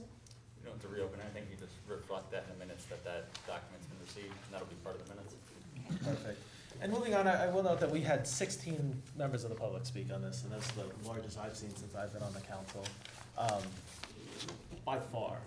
And I do see, I believe, I don't see this as a seeker problem, I see this as a legislative, not really changing too much as far as the environment, but I did see problems. Certainly there was some disagreement. Certainly a lot of the landlords, especially, felt that it was over-inclusive, included them in due to the wrongs of others. The biggest concern I seemed to hear from landlords, which sounds like a very big concern to me, was the fact that if one of their properties was in violation, that they would lose their permit for all their other properties. I actually don't see that from my reading of it, because I believe they're reading number C4 of the proposed law. It says a rental permit may be revoked, or no such rental permit shall be granted to or renewed for the applicant who is in violation. It goes on from there to list the violations, but I see that as they would lose the permit for that one property, and then be prevented from renewing or revoking until that property is brought up to code. I don't see it as revoking all of their properties. I do see clearly some landlords are concerned about that though, and I think if that is a real concern, it should be discussed further. The biggest thing I heard, and it was brought up by actually two very opposite sides of this debate. Ms. Marbut brought it up, and she was clearly saying that the law didn't go far enough. Mr. Descharmes brought it up as well, and clearly he was against the law. And he brought it up where it was, there is a conflict, an internal conflict in this. And Ms. Marbut brought it up, if someone's permit is revoked, what happens to the tenants? Are they gonna be evicted? Obviously, Mr. Descharmes brought it up that this law also prevents eviction from someone making a complaint. There could be revocations of a permit not stemming from a complaint, but I do have very real concerns about what would happen to a tenant if a permit was brought up. I wasn't involved in the drafting of this law. I do know that it was made with the intent of not harming our landlords, especially the ones that are here, that are clearly local. They focus and they care a lot about this city and their properties. But just the amount of people that spoke, I do think I kind of support Councilor Armstrong's position here, that with the amount of people that have spoke, the amount of concerns that have been put forth on both sides, I would make a motion to table this so that at least one more week can be done, so councilors can look into the concerns that were brought up by the public at large. We had a public hearing where 16 people spoke. I think that deserves looking into. So I would make a motion to table this. Second. By Councilor McFarland, second by Councilor Ansel. Is there any discussion on tabling? Well, I think it's the responsible thing to do. I think it's the responsive thing to do, to be listening and considering all points of view, all good ideas, all concerns. And, you know, if we were to vote on this, I would have to vote no. I believe a solution is out there that will solve the problems we need to solve. You know, I've heard from those who are property owners that there is interest in supporting a registry. There is, you know, people can see that that would be helpful. So I think there's a compromise resolution that we can arrive at. I think tabling it will allow us to really study the concerns and the claims that were made. And I think everybody who's here is interested in a better city. They want responsibility. We all are working for the same goals. We want to be advocates, all of us, for those renters so that they can live in a quality community. So I would vote to table. I will eventually, I'm pretty sure, vote no on this existing legislation, but, and in the hopes that we could arrive at some compromise. Well, I totally disagree. I heard from Ms. Klepper there, and I have to say, if to sit around and do nothing is not an answer. No, I'm not We saying need- that. We need to look at this as what it is. We're trying to make our city better, and I think we should move forward with it. I agree. To wait around for some magical thing to happen, it isn't going to happen. I think that's oversimplifying Well, that's what my our opinion. options are. Council, there's a couple of legal issues that have been brought up. I think one was partially resolved a moment ago in the seeker discussion when this wasn't changing any zoning requirements. So I think that gave some of you pause for concern, but I guess there's others. Just to what degree does the building inspector have discretion in enforcement? I think you resolved that one unit doesn't mean an entire complex or entire portfolio. Yep. But what kind of other discretion is in? So in general, Joe has a lot of discretion, but specific to this local law, if you look at section I, it lays out kind of the process for that discretion. Not only does he have the ability just in general for discretion, but there's a built-in process here where there's a notice, an order of remedy with a specific date for compliance. It's not a snapshot or a click of the finger that results in a revocation of a permit. It's a process where he puts the individual on notice, requires and requests compliance. Depending on the egregiousness of the violation, if there's an imminent public health or safety hazard, then he has certain duties.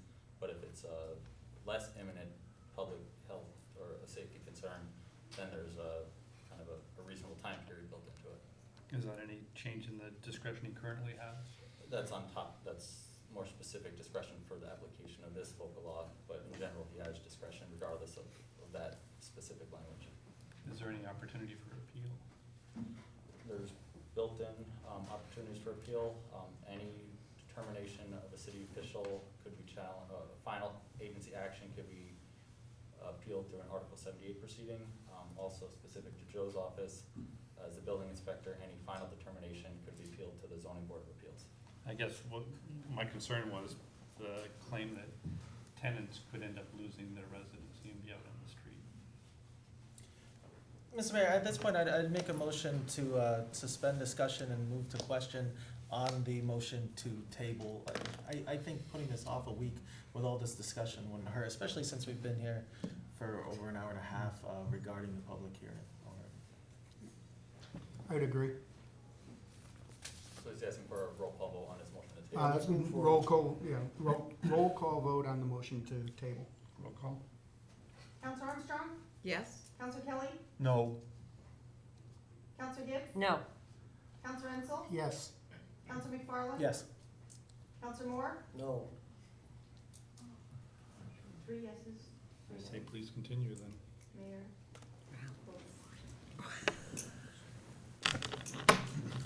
Discussion continues? So Dean, you were saying about the tenants? Yeah. Question was the question whether there's a automatic eviction based on this? Yeah.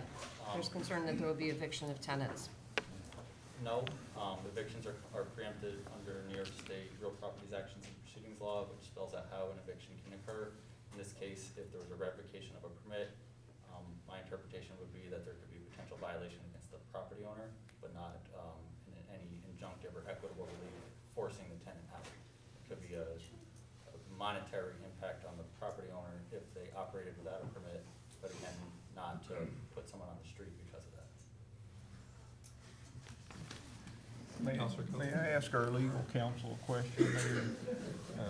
And that question would be, Counsel Schneller, when you were crafting this law, did you consult with other municipalities to see how they handled this issue and look at their codes before you wrote ours? Yeah, that's a common technique. You don't need to reinvent the wheel. So we looked at various smaller cities around New York State, particularly college towns, and utilized some of the language they had, but made it applicable to Plattsburgh. Okay, I'd like to share with the council a list I have of all of the municipalities that, our area that, and near our size, that have similar laws in place. And my eyes aren't great, so I have to adjust this thing. Oswego, Cortland, Syracuse, Buffalo, Fredonia, Saratoga Springs, Rochester, Geneseo, Brockport, Watertown, Cohoes, Ithaca, and Potsdam. So that's pretty good selection, and we'd be in pretty good company if we adopt this law also. The rates that we haven't set, of course, we'll do that at another time if this law is adopted. But the rates that we've discussed in the city of Plattsburgh are much lower than surrounding municipalities, so that's a good thing to know. Thank you. I also think that before we vote on this, the rates should be set and known. Councilor Rensselaer, you had done some research on rates. I know you brought that forward as one of the proponents of this local law. What kind of rates were you Well, in contemplating? discussion with the building inspector, I think we were talking initially something in the area of $100 for every 3 months, or every 3 years Per unit? per unit. That's what the discussion was. Would that be per unit or per building? I believe it was per unit. That's crazy. Well, you know, Point of order, this is not an exchange of discussion between the audience and the council. You'll have your opportunity for comment at the end. what I'd like to say at this point is that my primary objection to voting on this tonight is that of process. I feel as though we've received legitimate commentary from a very important sector of our community, investors in our community. I'm not saying that there aren't legitimate grounds for developing legislation. What I am saying is that to vote without discussion or deliberation or a period of time where we are being thoughtfully considerate of complaints is irresponsible. I really don't understand the rush. I think it's obstinate, and I'm ashamed of it. I'd like to move the question on the motion that we have on the floor. I second. All in favor of moving the question? Aye. Aye. Opposed? Call the question. Rescind the motion. What was the motion asking for? He wants to suspend discussion and just go to vote. So no, it's vote on the resolution. What? We need first and second on the resolution itself again. It was already moved and seconded. So we need a vote. Ready? Mhm. Counselor Armstrong? No. Counselor Kelly? Yes. Counselor Gibbs? Yes. Counselor Ensel? No. Counselor McFarland? I agree with Councilor Armstrong. I don't know what the rush is. There was a lot of comments, and clearly on both sides, and Ms. Marmot, who I believe gave the strongest against it. It is a no, yes. Counselor Yes. Moore? Yes. 3 to 3. Mayor? Can I ask any further questions at this time? Not based on his motion to move the question. Well, then I'm gonna vote yes. It's adopted. Motion is adopted. I'd like to hand down the reappointment of James Abdullah as Planning Board Chairman in the City of Plattsburgh for a 5-year term to begin on January 1, 2020 and expiring December 31st, 2024. Roll call? Counselor Armstrong? Yes. Counselor Kelly? Yes. Counselor Gibbs? Yes. Counselor Ensel? Yes. Counselor McFarland? Yes. Counselor Moore? Yes. Resolved in accordance with the request, therefore the common council approves that the mayor is authorized to sign an agreement with MLFLW LLC and Adirondack Coast Visitors Bureau to host FLW Bass Fishing League event on June 20th, 2020. Moved by Councilor Gibbs and seconded by Councilor Moore. Discussion? Yeah, could someone help me out with this? I had a chance to review, and I just don't see, what's the benefit of the city, to the city, of this? This is something that the city's worked with the chamber for many years to establish a tourism industry here. I do agree that the benefit actually to the city itself is not nearly so large as to the entire region, but I've always felt in the spirit of contributing to the entire region, this would be a good effort for us to collaborate. Any further discussion? Roll call? Counselor Armstrong? Yes. Counselor Kelly? Yes. Counselor Gibbs? Yes. Counselor Ensel? Yes. Counselor McFarland? No. Counselor Moore? Yes. Resolved in accordance with the request, therefore the common council approves that the mayor is authorized to sign an agreement with MLFLW LLC and Adirondack Coast Visitors Bureau to host FLW Series qualifying event on July 9th through 11th, 2020. Moved by Councilor Gibbs and second by Councilor Moore. Discussion? Roll call? Counselor Armstrong? Yes. Counselor Kelly? Yes. Counselor Gibbs? Yes. Counselor Ensel? Yes. Counselor McFarland? No. Counselor Moore? Yes. Resolved in accordance with the request, therefore the common council approves the city chamberlain to increase capital project H5110.65 2018 Arnie Pavone Memorial Parking Plaza by $384,650 for the management and cost of the demolition of the building and for further development of the property into a parking plaza during 2020. Moved by Councilor Kelly, second by Councilor Gibbs. Discussion? Roll call? Counselor Armstrong? Yes. Counselor Kelly? Yes. Counselor Gibbs? Yes. Counselor Ensel? Yes. Counselor McFarland? Yeah. Counselor Moore? Yes. Resolved in accordance with the request, therefore the common council approves the city chamberlain to adjust the 2019 general fund budget by $14,500 equally in estimated revenues and appropriations for insurance proceeds and police motor vehicles respectively for the reimbursement of the total loss of vehicle number 302 by the city's insurance carrier and the purchase of a similar used vehicle to replace it. Moved by Councilor Gibbs, second by Councilor Ensel. Discussion? And I thank the chief for some very creative work in trying to figure out how to do this replacement at a considerable savings to the taxpayer. Roll call? Counselor Armstrong? Yes. Counselor Kelly? Yes. Counselor Gibbs? Yes. Counselor Ensel? Yes. Counselor McFarland? No. Counselor Moore? Yes. Resolved in accordance with the request, therefore the common council approves that the mayor is authorized to sign a medical director services agreement between Champlain Valley Physicians Hospital Medical Center and the city of Plattsburgh to obtain the services of a medical director for the city of Plattsburgh emergency medical service. Moved by Councilor Gibbs, second by Councilor Kelly. Discussion? Roll call? Counselor Armstrong? Yes. Counselor Kelly? Yes. Counselor Gibbs? Yes. Counselor Ensel? Yes. Counselor McFarland? Yes. Counselor Moore? Yes. Resolved in accordance with the request, therefore the common Beth, council. I'd like to waive the reading and move to resolution, please. Moved by Councilor McFarland, second by Councilor Gibbs. All in favor? Aye. Aye. Opposed? Discussion of the item itself? Yeah, I am concerned about the increased prices leading to a lower quantity demanded. But I don't have the supply demand figures, and I do think that a lot of these things were low, and I know the recreation department worked very diligently in setting these prices, so I'm willing to see how it works. That's my position. Any further discussion? I actually have a questioning for Ted.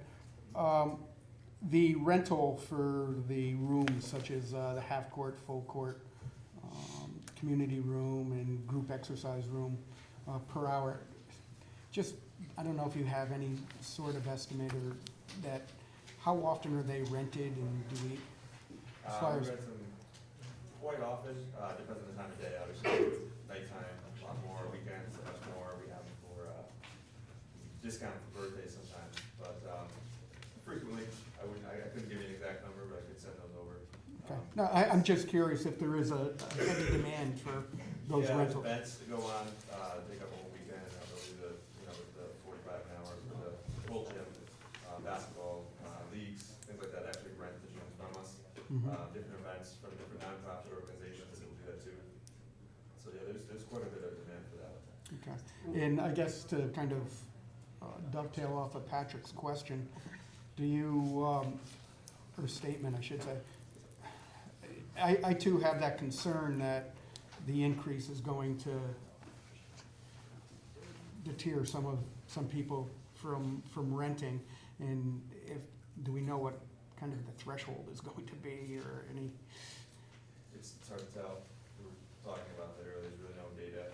Yeah, in order to give you a reasonably accurate number, you would need to have historical data about past rate hikes, participation rates before and after, to get a decent gauge of how many customers you might be liable to lose based on a certain rate hike. We don't have that historical information, so any guess I could give you would not be an educated one. It would simply be conjectural.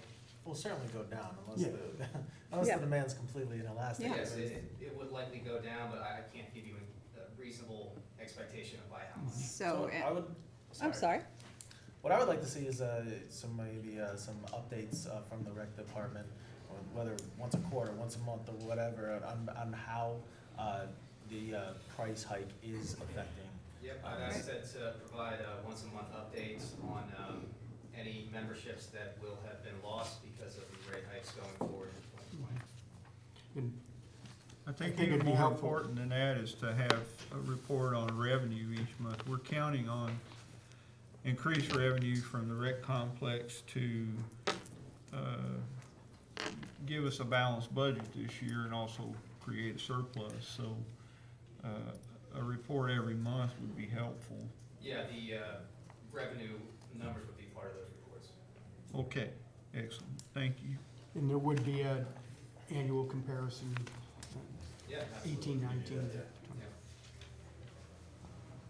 Further discussion? Roll call? Counselor Armstrong? Yes. Counselor Kelly? Yes.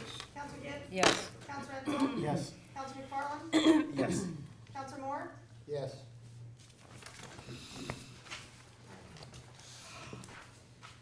Resolved in accordance with the request, therefore the Common Council approves the City Chamberlain to adopt a budget resolution establishing the 2020 capital expenditure plan for spending for the years 2020 through 2024 per the attached budget resolution and the 2020 through 2024 capital expenditure plan detail. Moved by Councilor Kelly, second by Councilor Gibbs. Discussion. And I might note, this is quite similar to the mayor's capital plan that I put forward a few months ago. The notable changes are more upon the completion of the road building by DPW, their sense of what they could manage to do next year as well. And they couldn't really provide that last summer, given the road building hadn't been quite complete. Any further discussion? Roll call? Counselor Armstrong? Yes. Counselor Kelly? Yes. Counselor Gibbs? Yes. Counselor Enzel? Yes. Counselor McFarland? Yes. Counselor Moore? Yes. Beth, I'd like to waive reading and move to resolutions on items number 7K, L, and M. Moved by Councilor McFarland, second by Councilor Ensel. All in favor? Aye. Opposed? Discussion on the items themselves? You just have to note on 7K that it is not DOS, it's ESD, it was a typo. Oh. Okay. Roll call? Counselor Armstrong? Yes. Counselor Kelly? Yes. Counselor Gibbs? Yes. Counselor Enzel? Yes. Counselor McFarland? Yes. Counselor Moore? Yes. Beth, before you start reading on item number N, I'm gonna recuse myself from all discussion and vote on item number N, as my wife is a member of the board of the YMCA.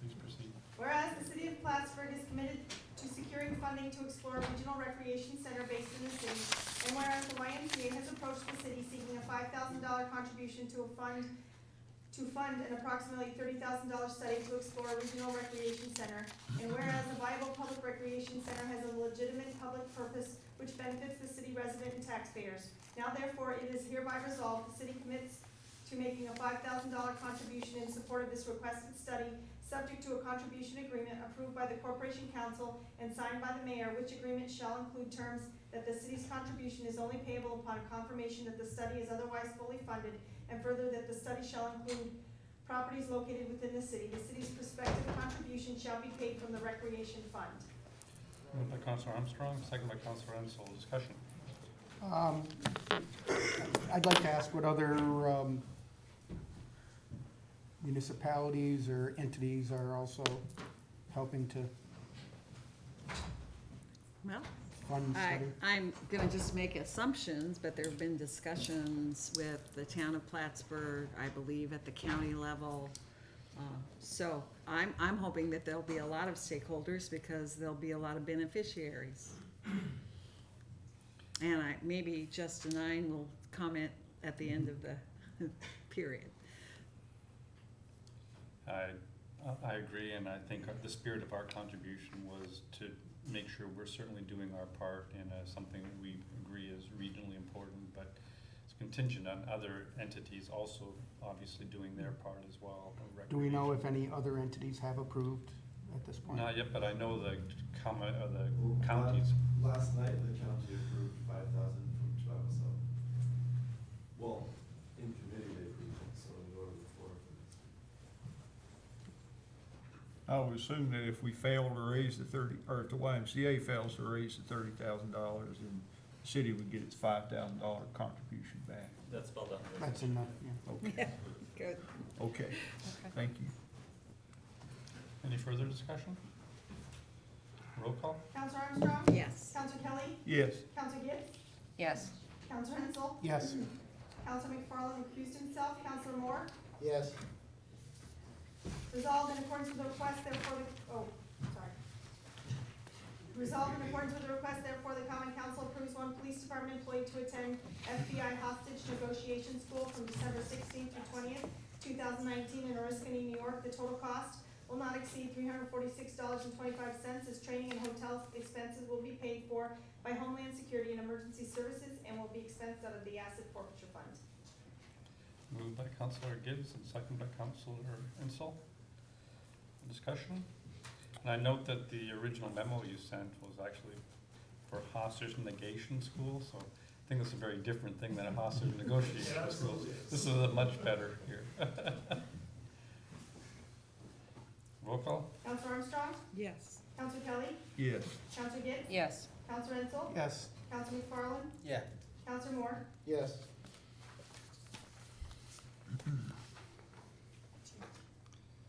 We have a resolution for initial consideration, request from the City Chamberlain to authorize an additional $4,551,000 for the city to borrow through issuing long-term debt in order to provide funding for capital spending for various projects, adding to or upgrading the city's infrastructure and equipment assets. The 5 bond resolutions are included as supporting documentation for authorizing this request. And please note as you deliberate and think about this is that the city, obviously, for our ongoing capital plans, we go out and borrow at currently very favorable rates, fortunately. But we also at all times are retiring debt. Each year, our debt load is retired as we pay off principal and interest from existing loans too. And we are very mindful of not trying to expand the overall debt of the city. As a matter of fact, it's come down nicely in the last few years.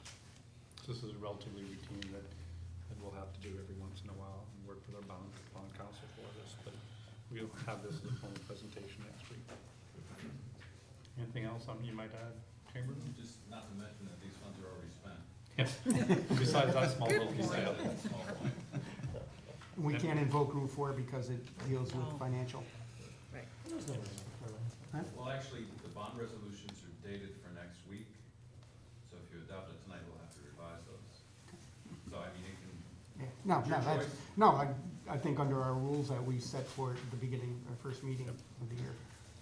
It also gives you a chance to look them over until next week and see if Thank there's you. any content you would like to change or modify or question. Thank you. Any new business or council reports? I just had one question. I know we're getting farther along in OpenGov, and I'd really like to start attending some of the meetings that they have. I know it's the good part where we get results. So I'd like to see, if I couldn't participate a little bit in that. I think the OpenGov work sessions are pretty much over. We're now just refining it. We had our last meeting today. You'll see a presentation 1 week from today, and I hope the public and the media can come up. That's going to be really interesting. But I'd be happy to give you a demonstration at any time.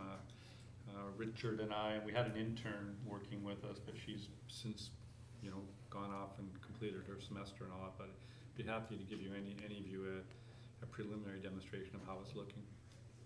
That'd be great. Great. I have an item. I know, I received a letter from a constituent, and I gave it to Beth just for distribution, just for council's information.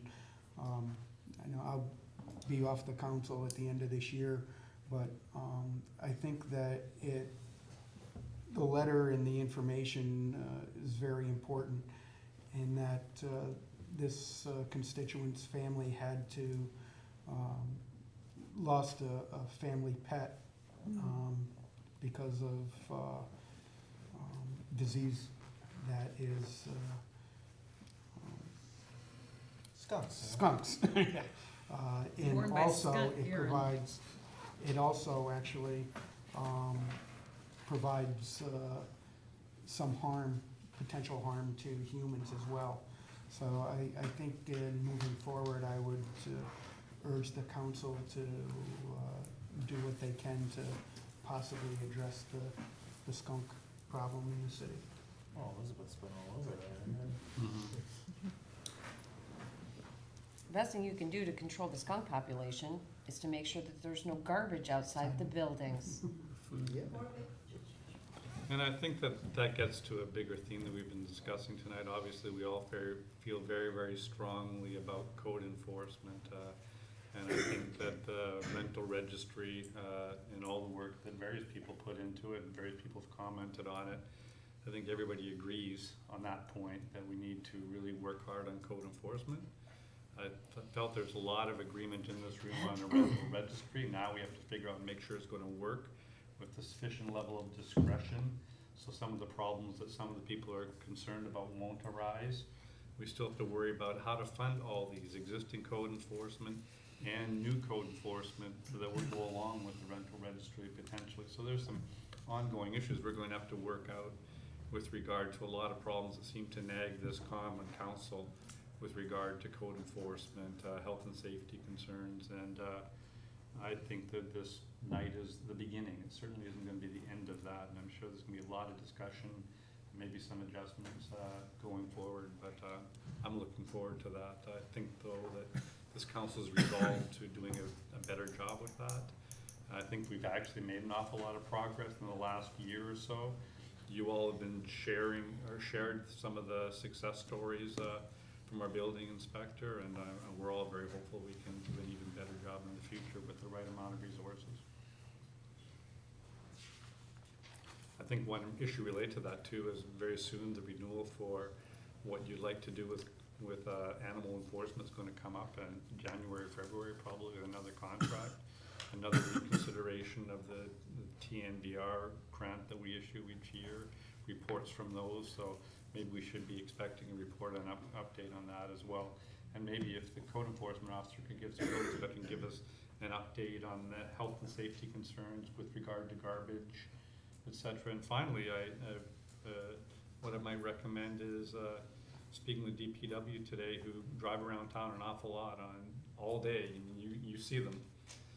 And so they're one of our eyes and ears out there. They see an awful lot of things that are kind of abandoned in the street for free. And they suggested that maybe we shouldn't have people putting things off for free. If you really want to get rid of your stuff, can you just have a garage sale or something controlled, so that old cathode ray tube television set that is completely obsolete, nobody's going to come pick it up, is not going to remain on that corner for the next month or so, or that mattress that probably nobody's going to come and take home with them isn't abandoned on the street. We just have to, as a city, give our building inspector more tools to deal with this kind of stuff.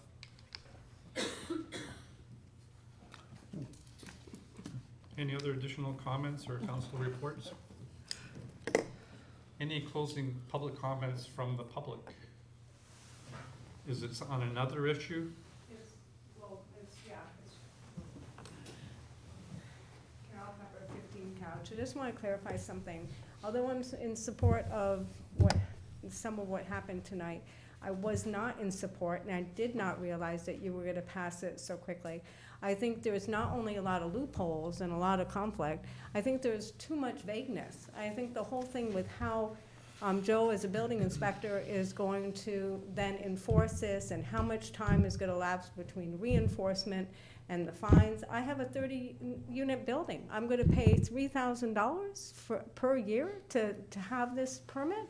I'm one of the landlords, like Ty, like many landlords that were here, that we shouldn't have been targeted in this manner. Now, I will be the first one to say that 15 Couch, Tom Lattenville, who still has a building there at 6 years, does need to have a fine that's directly related to his other properties so that you can then levy a penalty. And I want to address the Common Council in finding out ways to take care of that problem and the problems that exist in the grandfather properties. In other words, properties that are over-occupied because they've been permitted to be because they're grandfathered in as pre-existing out of compliance already. And I don't see where this particular zoning code is going to address that. I also have a very big concern in the single-family homes that are not going to be addressed by this particular ordinance. The home that was sold as a single-family former Hatch on the corner of North Catherine and Couch that are rented to a hockey team now, 7 people, 8 people occupying, this is not going to address it. And the problem is that we need to be specific and have a clear guideline to how we're going to enforce problems that are like that we know are chronic problems. The thing with the 72 Brinker Hop. I suggest, unfortunately, we don't have a city assessor anymore, but one of the roles that she did play was that when people bought properties, she would then go and ask for an interior walkthrough to have a footprint of knowing how many bedrooms existed, and then go back. What I propose is that when a building sold, within 5 days of selling that property, somebody should walk through, but we don't have anything in place that's enforced. We don't have enough people in the building inspector to actually go to the single-family homes that are being over-occupied because you can't tell. You can't tell by walking that they've taken a closet, expanded the walls, and now have a bedroom. So these are the concerns I have. I applaud the city for trying to work on tighter controls, but the premise that if you lose your rental permit for a particular property, that tenant is going to have to leave. You can't occupy that building. So there's a lot of loopholes here or things that need to be tightened up. I asked the council to get landlords and people that are concerned, that live in different districts, involved in actually detailing this code. It's too vague. We need to be specific, and we need to have public input of people that are stakeholders. Thank you very much. Thank you. I'd like to make another comment. Once again, my name is Kai Ford, and this is in regards to the way that city government is run. It's very disappointing to see which side of the argument you see in terms of whether you're for or against the law that was passed tonight. But it's disappointing that a law is introduced for public comment. The comment period is ended, and in the same night, it is voted upon. Why is that such a quick decision that has to be made? Why wasn't this introduced 2 weeks ago? That's so stakeholders could come to the table, bring our opinions forward. Whether or not that would have changed votes, I'm not sure. But why is it so rushed? What was the big rush tonight? I mean, what? And I came here last week and this wasn't on the agenda. This isn't a question and answer period, it's. I'm not asking you. Okay. All right? I'm making a statement. It's rushed government. It's not, and in my opinion, I don't think that's good governance. So, thank you. Any further comments, please? Just wanted to thank the Common Council for the unanimous vote to approve the funds for this feasibility study. We're very excited to get this kicked off in the beginning of the year. And with this, and then we're counting on the county to step up as well, we believe we'll be in good shape to start this study in the beginning of the year. And look forward to sharing those that data with you and those results as it comes in. So thank you very much. Thank you. Any other individuals have any comments? I'll move to adjourn. Moved by Councilor McFarland, second by Councilor Ensel. Roll call? Counselor Armstrong? Yes. Counselor Kelly? Yes. Counselor Gibbs? Yes. Counselor Ensel? Yes. Counselor McFarland? Yes. Counselor Moore? Yes. Thank you folks for coming tonight.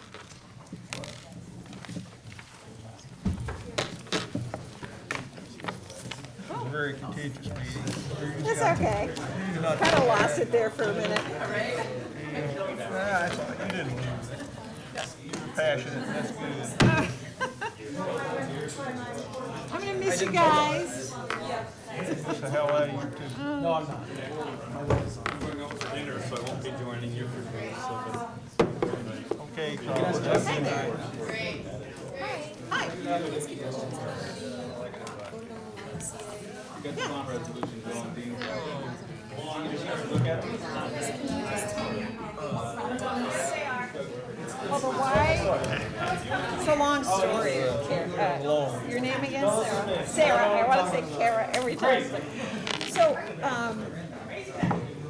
a year ago, 9 months ago, there was a group that gathered to talk about the possibility of getting some kind of regional sports community facility. At that time, it was just a number of stakeholders, and one of whom was the Y. But then the Y kind of got the feeling that, I mean, Justin I's the person you want to talk to. He's the executive director of the Y. Justin, would you mind coming? Sarah here is from the Sun, and she wants to talk about the inception of this movement to that you're spearheading as the Y. Yeah, I'm a part of a diverse task force made up of city, county, town, hospital, not-for-profit, joining together to talk about regional recreation. Give me the microphone when I see your vision. Through that, we're going through a feasibility study. We'll turn our chairs around. You don't want to sit up here if any seats are open still, that's cool too. Gather from that and determine what can best suit our town, our city, our county, including some reason why. So from that feasibility, we'll be able to get some better information about how to potentially collaborate a lot more together and potentially reduce services, reduce duplication. I'm not going to stay, I apologize. So I got choir practice. It's a big file, so I'll put it in a Dropbox. Thank you. Which will send you a link. Okay. To click on. So if you could do me a favor to remind me, just send an email saying, remind me. I'll do that. Or put it on our website. No, that's a good idea. I think that would be better. Yeah. Okay. What I talked to them about gathering the data and determining what we should move forward to look at recreational areas. So there's no shoveling the ground, there's no new facility just yet. But what would that look like in the future when we finish this? Thank you. I can run. Did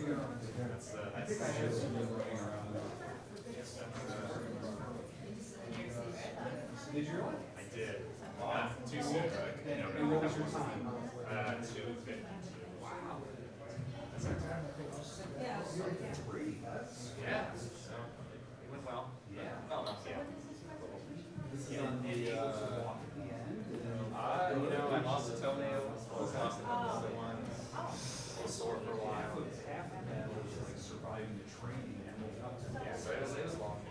just remember when right after I draw out my Metro card, I take the, I might just go walk by, I'm not bending over to pick this up. Oops, it's gone. All right, ready to rock and roll? Yeah. Sorry to warm up band stunk. So I had to work that in here. Welcome, thanks for being patient. I'm John Ruff, I'm the environmental manager for the city. And tonight we also have people from the Community Development Office who are going to introduce themselves. I'm Ethan, I'm from the Community Development Office, as Sorry, John said, helping I'm out. sorry. So. Williams, New York City Planner. All right, well, thank you for coming. Tonight's meeting is to talk about the Water Resource Recovery Facility, or the WRF. And we are planning to make architectural improvements to the plant. And this is the first of a series of public workshops that are going to try to develop themes for what the architecture should be, but also take it to another level. We're going to talk about what we're doing and why. We're going to give you a little background of the history of this initiative, talk about goals and processes for how we're moving forward. So I want to give some caveats and cautions. I've been counseled to not set the expectations too high, but I'm ignoring that counsel at my own risk. But I do want to get across, you're going to see this again, this is the imagination and dreaming phase. This is the fun part, all right? Sky's the limit. Eventually we're going to have to come back to earth and take into account finances and practicality and all that stuff. But for right now, we want to dream and dream big, kind of like Disney and Pixar big kind of thing. So, the WRF is located down right on the lake next to Saranac River. It's prime real estate now, and we want to take this big blob of concrete and make it look a lot better so that it's another aerial.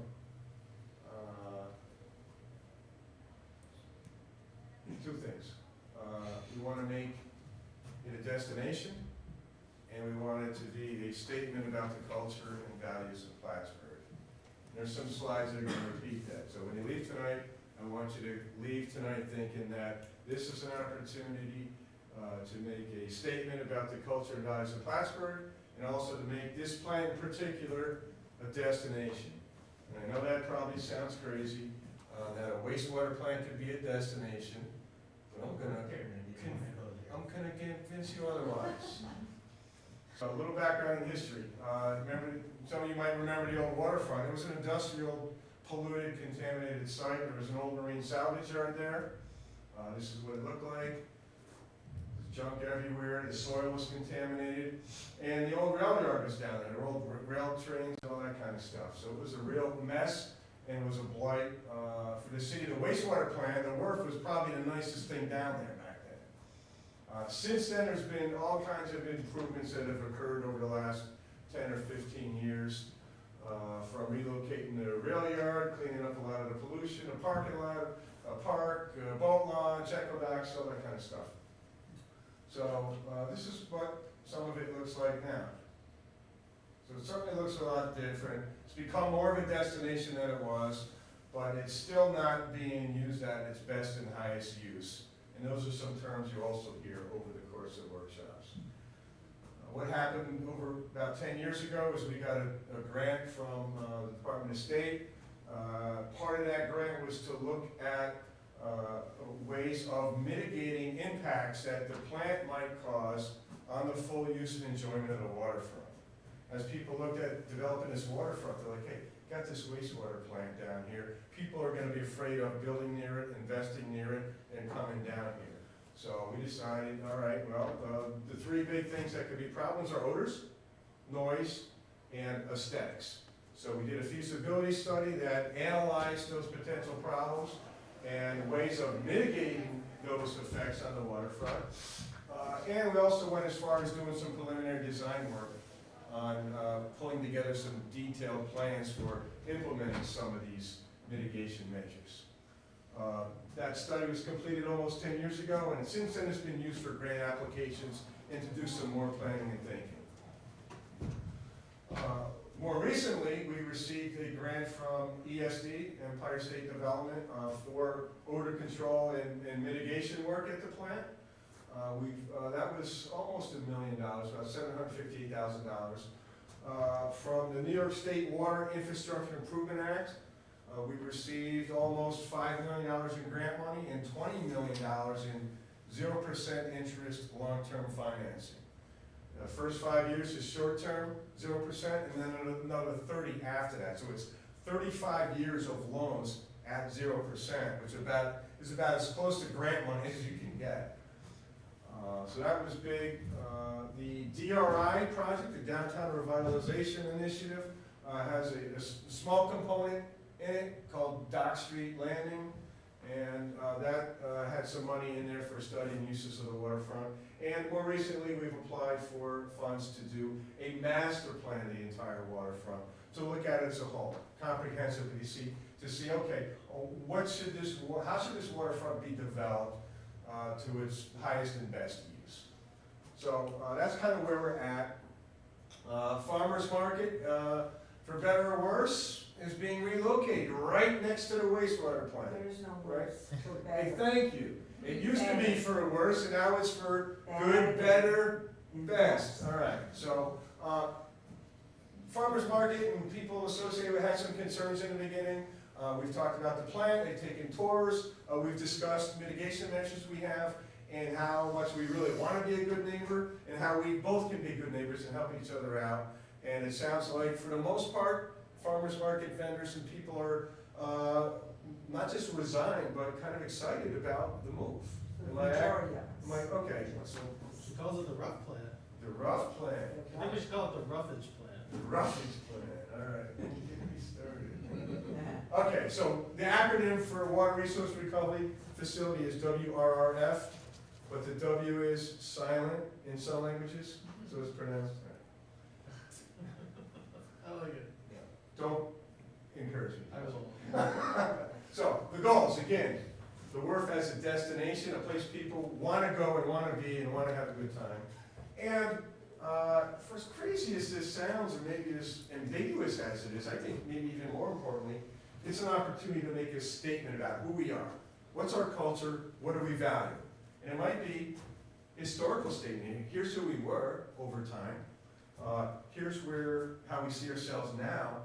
But here's our vision. Here's what we're aspiring to be. And so the thought is that, when we talk about the wharf as a destination, that it will do something that will attract people to be there. That the architecture of the building and the trails developed and the landscaping and maybe some music and educational activities and recreational stuff is going to be so cool that people are going to want to go down there to the wastewater plant to enjoy themselves. Okay? We want them to flock to participate in the experience. It's also a chance to provide a vision for what this harborside or this waterfront can ultimately be. Now, we're going to be working on a master plan and all that. There's going to be lots of ideas. We're a little bit ahead of the master plan right now, so we want to be aware that that's going on and make sure whatever we do is consistent with the master plan. But it's also a chance to put some of it into action, and so people can really see and envision and say, now I get it. Here's what the waterfront can be. And one of the components that we're hoping we can incorporate into the wharf is some kind of interpretive center where people can go to learn about the water cycle. Where's my drinking water come from? How's it treated to make it safe? What do I do as a person to pollute it and contaminate it? And what needs to be done in order to treat it and render it safe to put back out into the environment so it can go through this cycle again. And what's neat about having that water cycle interpretive center right near this plant is people can come learn, engage with exhibits, but then we want to figure out a way to introduce them into the plant itself so they can see this stuff going on for real in action right here in Plattsburgh. So I think that'll be a little more enjoyable, but certainly also be a more powerful learning experience. Okay. A destination at a wastewater plant. Who'd have thought? Well, we're not reinventing the wheel here. Now, Valentine's Day is just a couple of weeks away, and what is more romantic than a tour of the local sewage plant. This is happening in Brooklyn. I'm not kidding. People are really into this.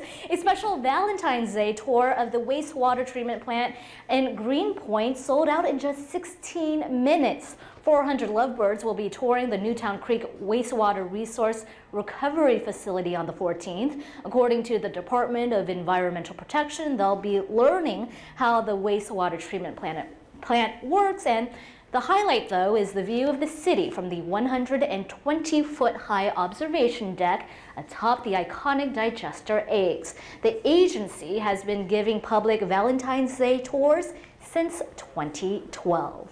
And that's a look at what's happening around the boroughs. I'm Van Tu. John, that's gonna be a tough sell for my wife.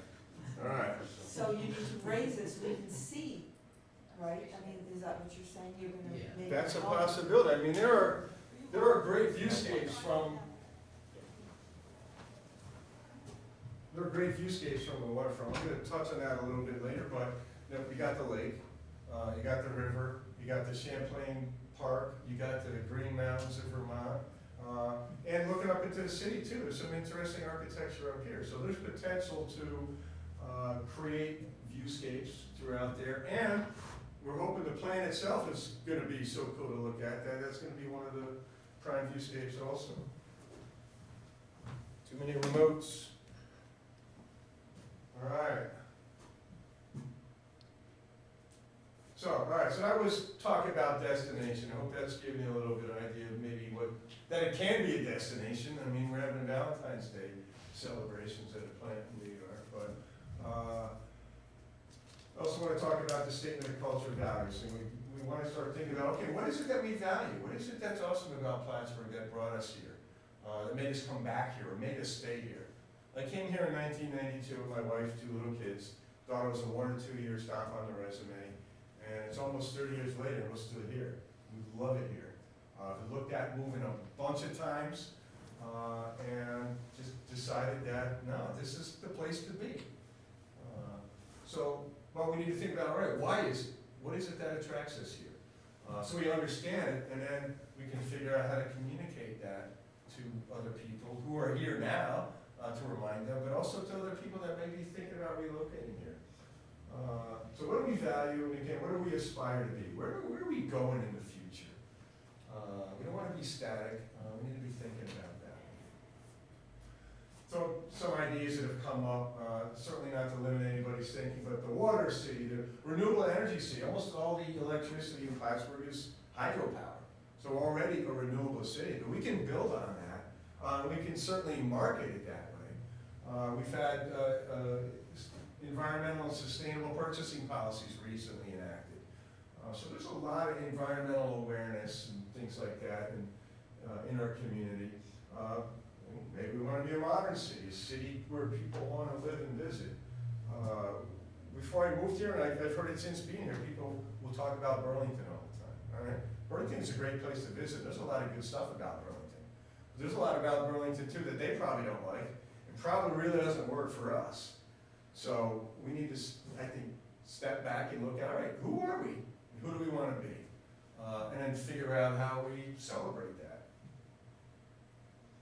So here's where the plan is now. Lots of concrete here, lots of concrete there, lots of wood buildings there, looking real attractive. Beaver damage. What's that? There was beaver down there, more concrete, more concrete, more concrete, more concrete. Anybody seen concrete anywhere?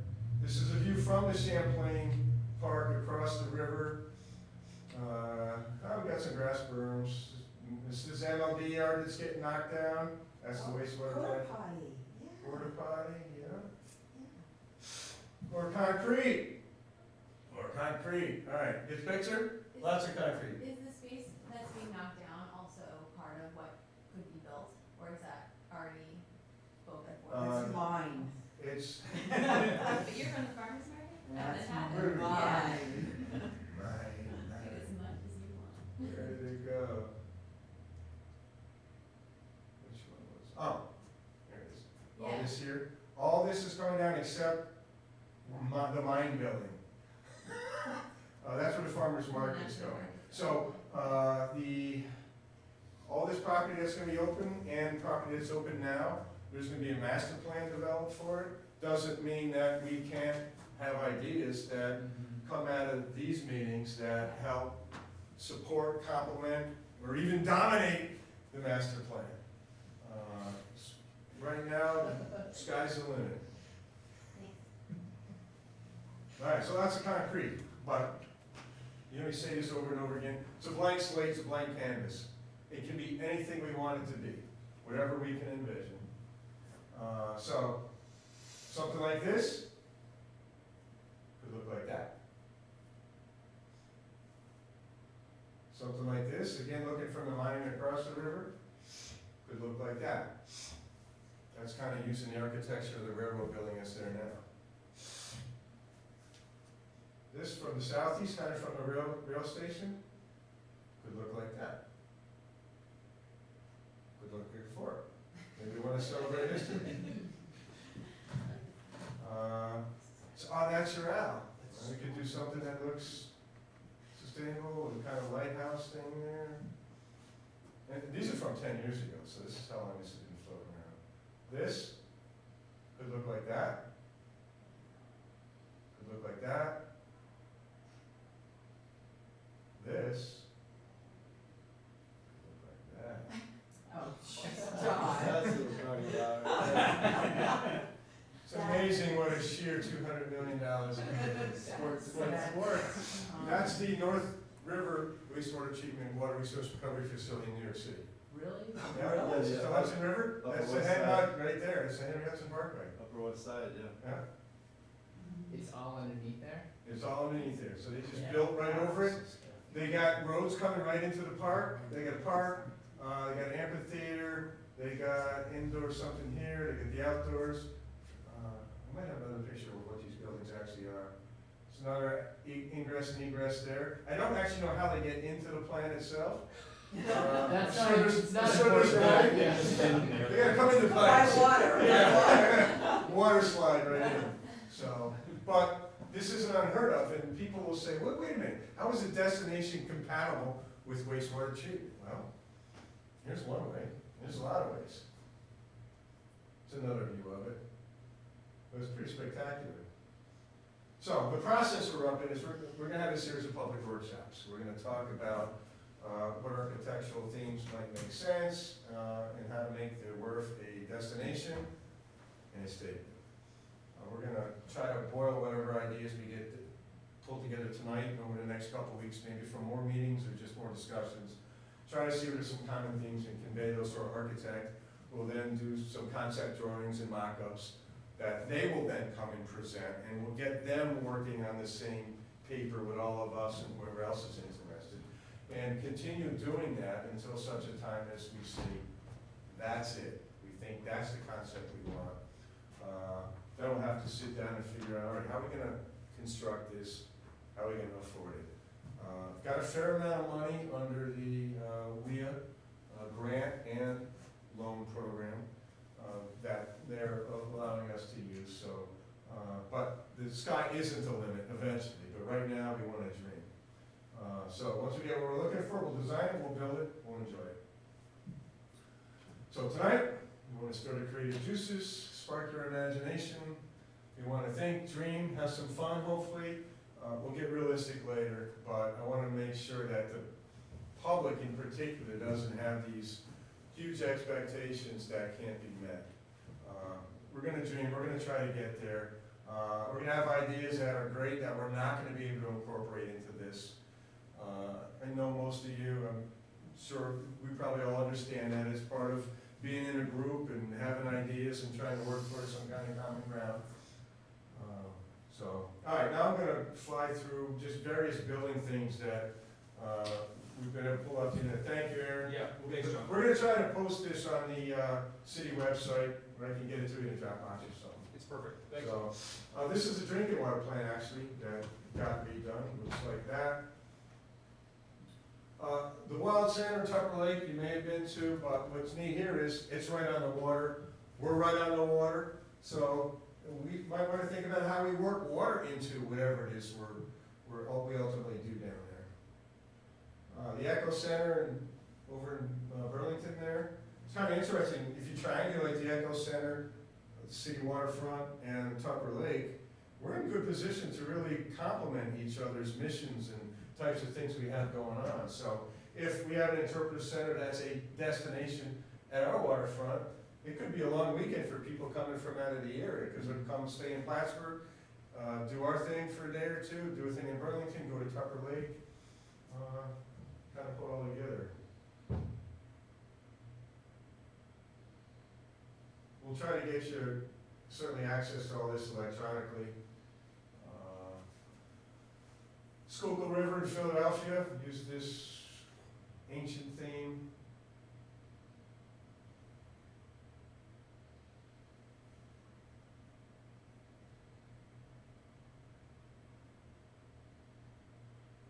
These are just some examples of some interpretive centers. Green roofs and landscaping. So the digest, so that actually might be that New York City plan we looked at earlier.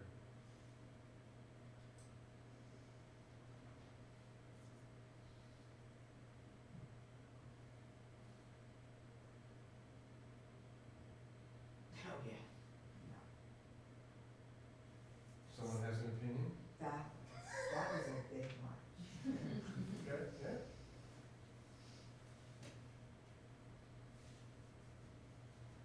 I think it's amazing how much science can kind of give you a lens to look through. You see a sign of something, haven't seen where you're going in, then you go in and really you're looking at that new place with that sign in mind. Maybe seeing it differently. All right, a little on the waterfront, it's being referred to as a harborside project. I forget what this is, but this is somehow the, harborside's being incorporated into the water somehow. We could build canals through the site, maybe. This is some architectural themes that are kind of sail-based, water-based. There's a number of industrial themes out there. One's kind of hard to see. Where people have taken industrial buildings and just, instead of making them look like a rusty old thing,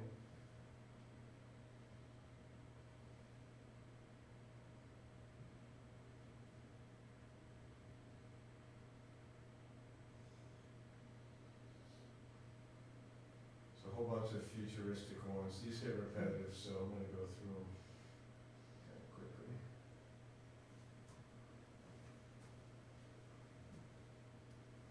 Is that the Sydney Opera House? No? Is that the Sydney Opera House? That is. There you go. I think we found it. So like a little Louvre mixed in there. This is some crazy stuff. Yeah. This is neat in a way.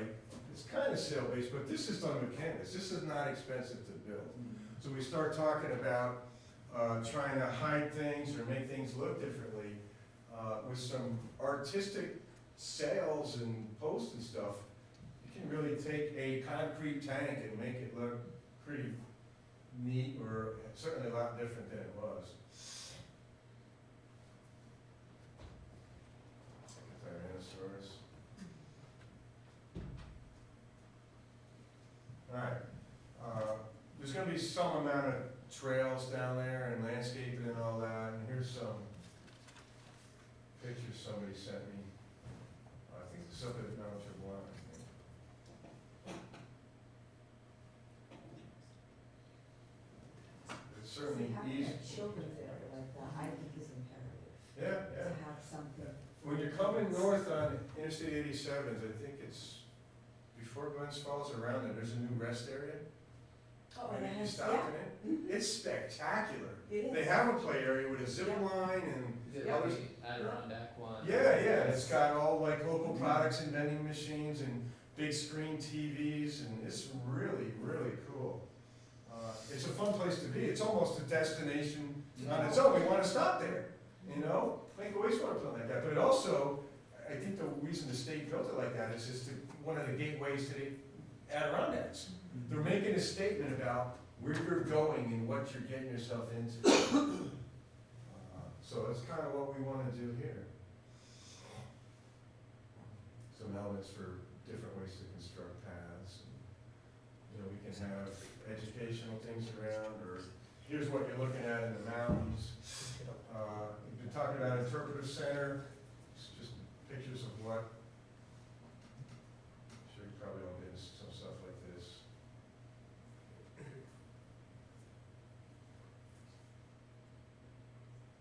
But we can incorporate this into what we got going on at the plant, or maybe this connects the farmer's market to the wharf.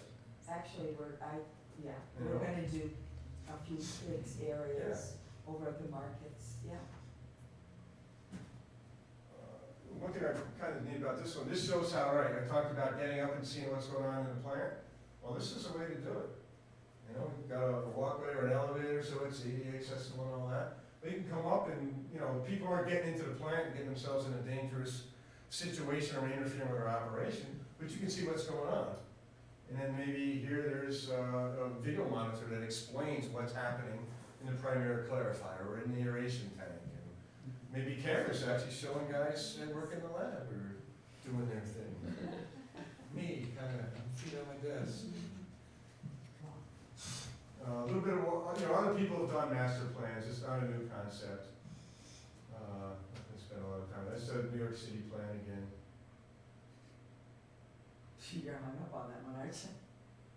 Well, that one got beat over my head by, all right.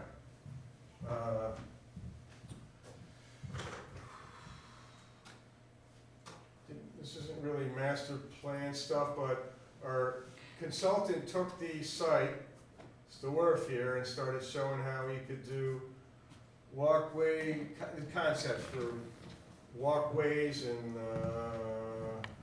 trying to remember the term that they used. So they adding elements around the plant that make it, you know, look interesting, but also make it kind of an activity, interpretive view signs, sky bridge, you know, this is pie in the sky kind of things, boardwalk along the waterfront.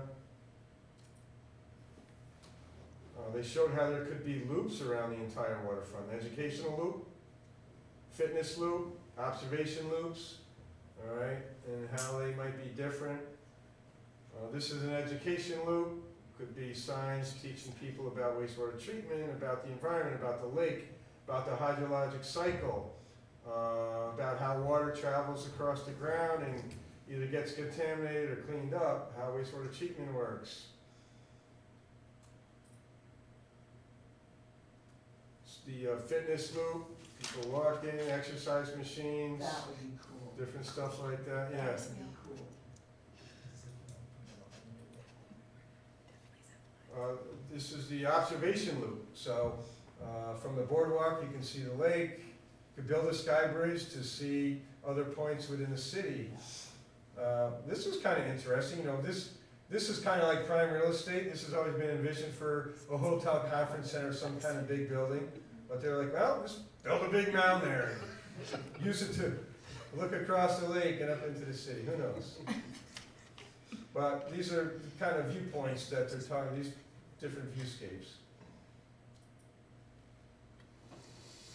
Bunch of green roofs. This is neat, just using lights to color buildings. You drive down 787 and towards Albany, if you're going to the train station on the right, there's a building that at night they've got blue lights like this, just kind of illuminating part of it. It's kind of interesting to look at. If you've ever been to Hong Kong, you look across the bay and you can see light shows and lasers and music and stuff like that every night. They light up all the big skyscrapers and all that.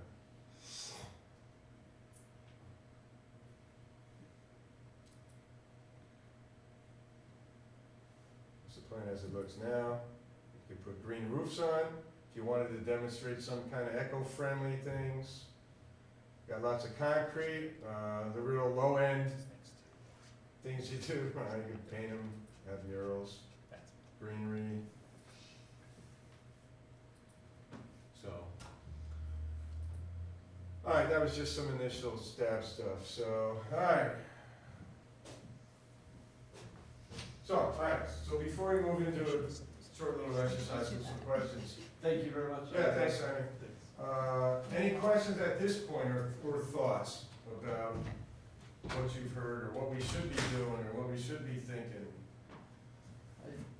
Just to help me understand a little bit better, like, what's the timeline on the money?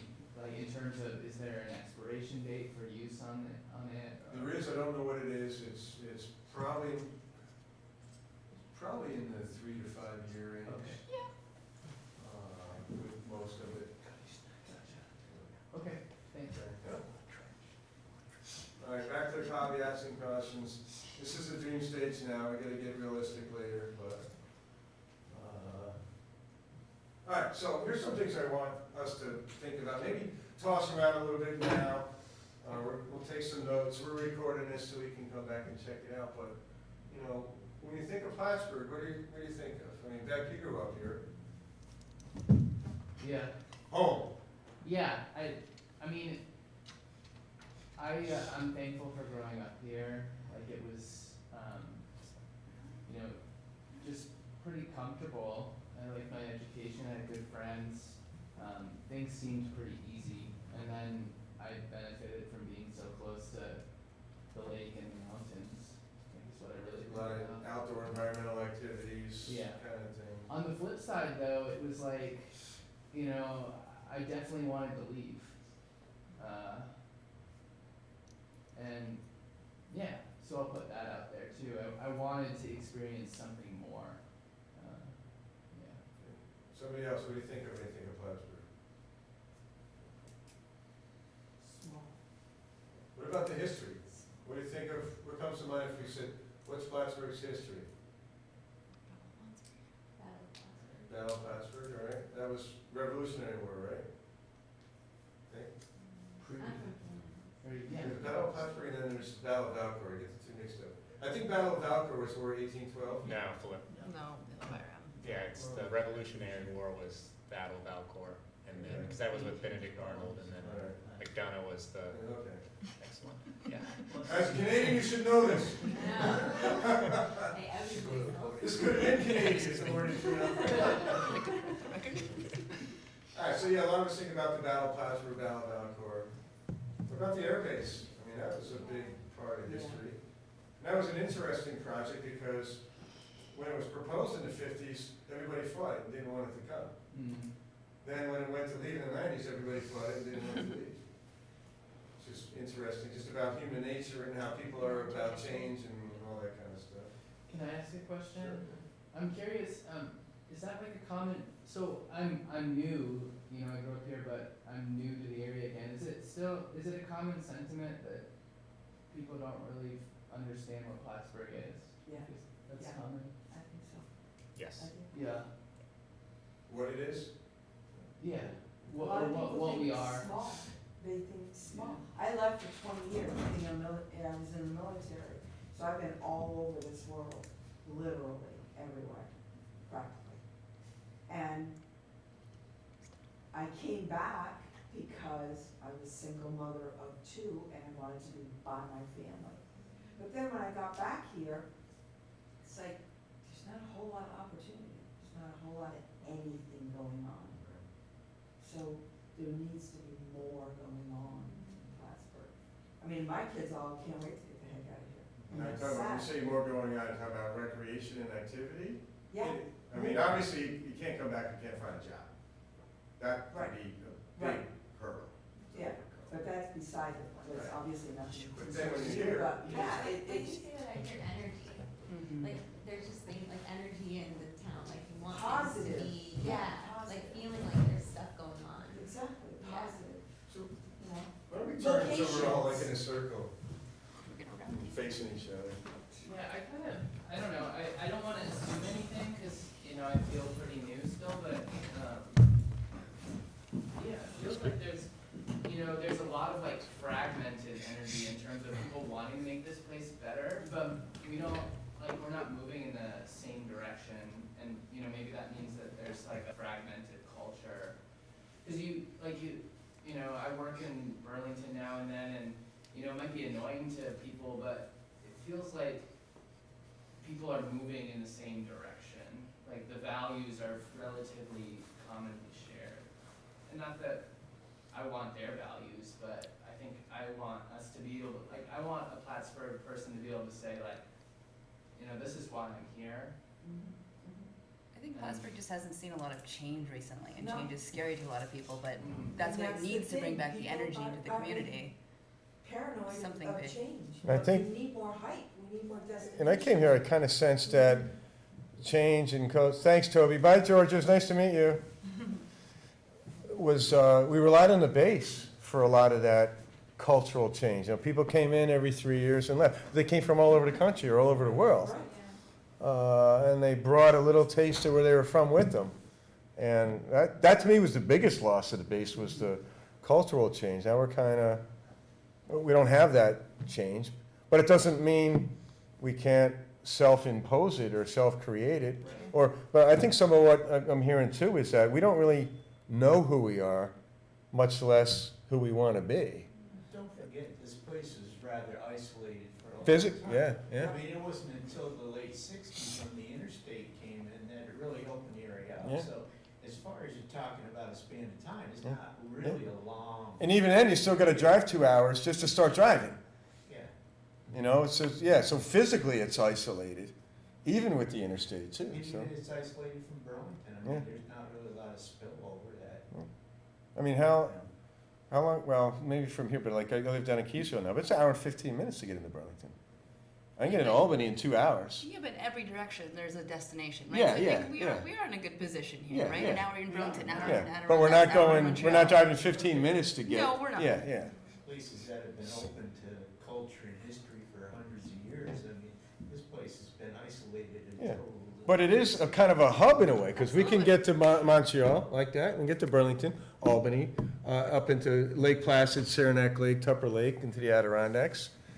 I think the waterfront can kind of be that hub. There's a lot of really cool stuff around here that, you know, you might do as half a day if you live here. You're not gonna come to Plattsburgh for a long weekend or a week to go to the Kent Lord House or the Transportation Museum. But if there's something that draws you here that's a main draw, that's pretty cool in a day. Now, it's that central hub where you can go out and do these half-day things. We start to pull what we have together into that hub and then build off of that. I think, John, what you're talking about too, I'm hearing are like two separate things where it's like strategies that are bringing new people who don't live to Plattsburgh here to the area, and then strategies that are engaging the people in the community. Absolutely. Right. And so how do those two things support each other, and where do we wanna make sure we're placing emphasis too? Like, do we wanna build a place that if you live in Plattsburgh, you're just like, well, they're just building that to bring in the Sure, visitors, as exactly. opposed to Yeah. like, this is my space, like this Yeah. is. That's a really good point. So, like, And what's, yeah, I think Yeah. we wanna- Well, I we think should it being talk an about that. interpretive center, it can be both, right? Because you could bring schoolroom kids there, like classes could go there and learn, and I think it could be both. Totally. or if there's these loops and other things, that, Sure, any, trails. yeah, Right, it's stuff for us to enjoy. Local people, Yeah. but an Yeah, observational yeah. food It's just service. been recently, they've had the wine pouring things and, you know, the athletic, endeavors around the city. It's a beautiful place. Yeah. You know what we're running short of is, well, you were a swimmer, right? Swimming pools. They just closed down Memorial Hall, right? Well, in the process, they'll probably close it next year. All right, so Osceola Valley's got a pool, Stafford Middle School's got a pool. Does anybody else have one up here? YMCA. Okay. They got a pool, but it's not, it's too Health short. Center does, I think. Okay. It's not a pool that you'd wanna bring your little kids to like go play and. Yeah, that, and it's not a pool that you can actually have competitions in, because it's not long enough. And it- So, you know, It's family generated around here, it really is. I've noticed that even with the market, when we have Kids Day or we have a special event, we get thousands of families, literally, they come and they wanna do the free fun things, and that's great. I mean, we need more destinations for For everybody. families, absolutely. That's a big Yeah. focus, I think, for a young family, and like, if the farmer's market's down there, like, I love the idea of like, you go to the farmer's market, and then what else is keeping you down there Down for the there. rest of Places the to day? go. Is there a, well, you know, my kids are, we just did the farmer's market, but they're feeling super antsy, look, there's this really great playground we can Yeah. let them hang out in. And Splash pad. actually- Yep. Yeah, there's Yeah, a splash pad, and now, hey, look, now there's a coffee truck down there, and I can get a coffee and enjoy myself, I'll stay a There little will be. longer. And How are that? we connecting Mini these Mini kinds bus. of things together? They can go anywhere. Everybody wants to play mini pot, right? Yeah. I mean, it's, so I mean, if you did, if the plant was turned into something that, I mean, why won't kids want to go and hang out there? Okay. It's fun, Yeah, kids love doing that stuff. I mean, informational things. my grandkids age from like 1 to 6 right now, but they've all had memberships to like the Children's Museum there where they live or something. And they just go, and they do the same stuff over and over again. Yeah. They just have a freaking blast. And they're like that, it's like that at the Wild Center, I'm sorry. Yeah. The Wild Center, I mean, I've been there a million times, those damn otters, I could sit there and. Oh my gosh, stand yeah. there and You need watch otters. them They're so cool. forever.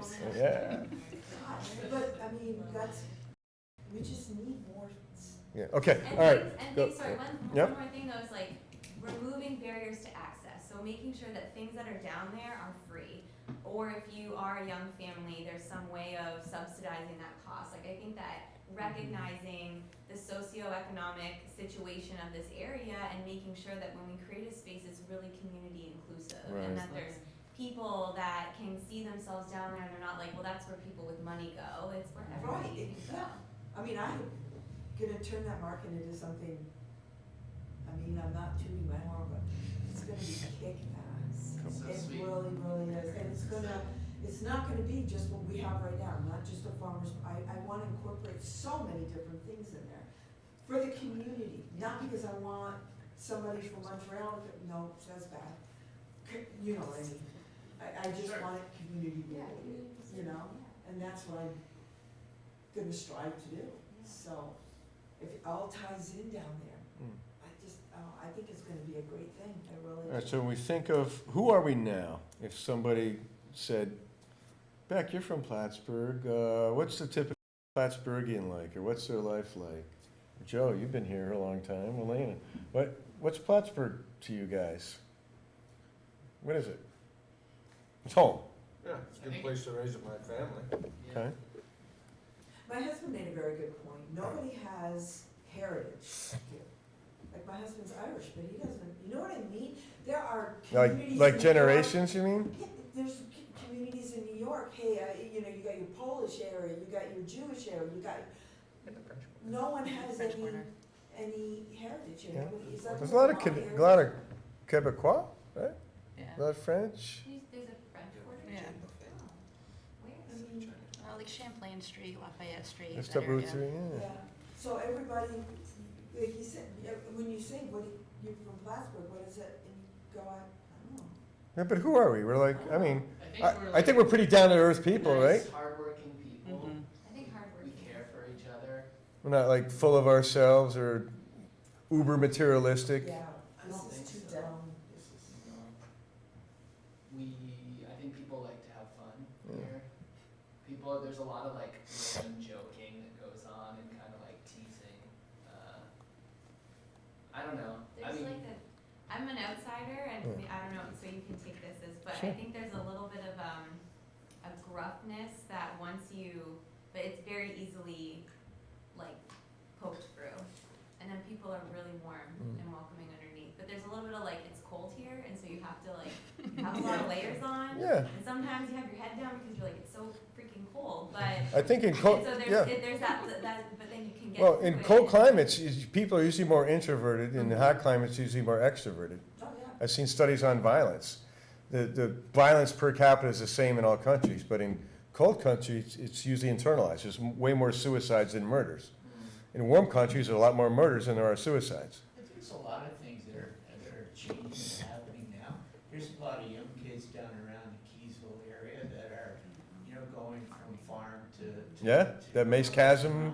We've got a lot of people, the whole menu is based on local stuff. You got the wineries that are just picking up. I mean, this place isn't dead. It's just, you know. It's not nightclub city. Yeah, it's not Bourbon Street, yeah. But if it comes to farming and environment and growing hops, making beer, doing wine, going out hiking, activity-wise, yeah. I mean, we're the Adirondack Coast, right? That's our brand, and I think that's great, and we need to build on that. We're a hub to get to other places that are also great.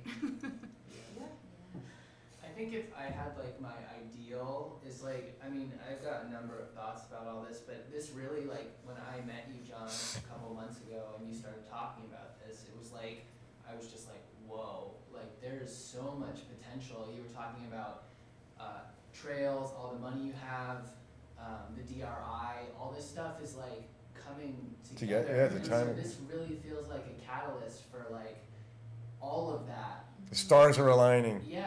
kind of thing, yeah. And so this just feels really important. And to me, like if I had my way, it would be like we built a place down there where like people came on Friday night to like get food, let their kids play, like catch a show, you know, and make friends. What was it? And Food Truck Friday.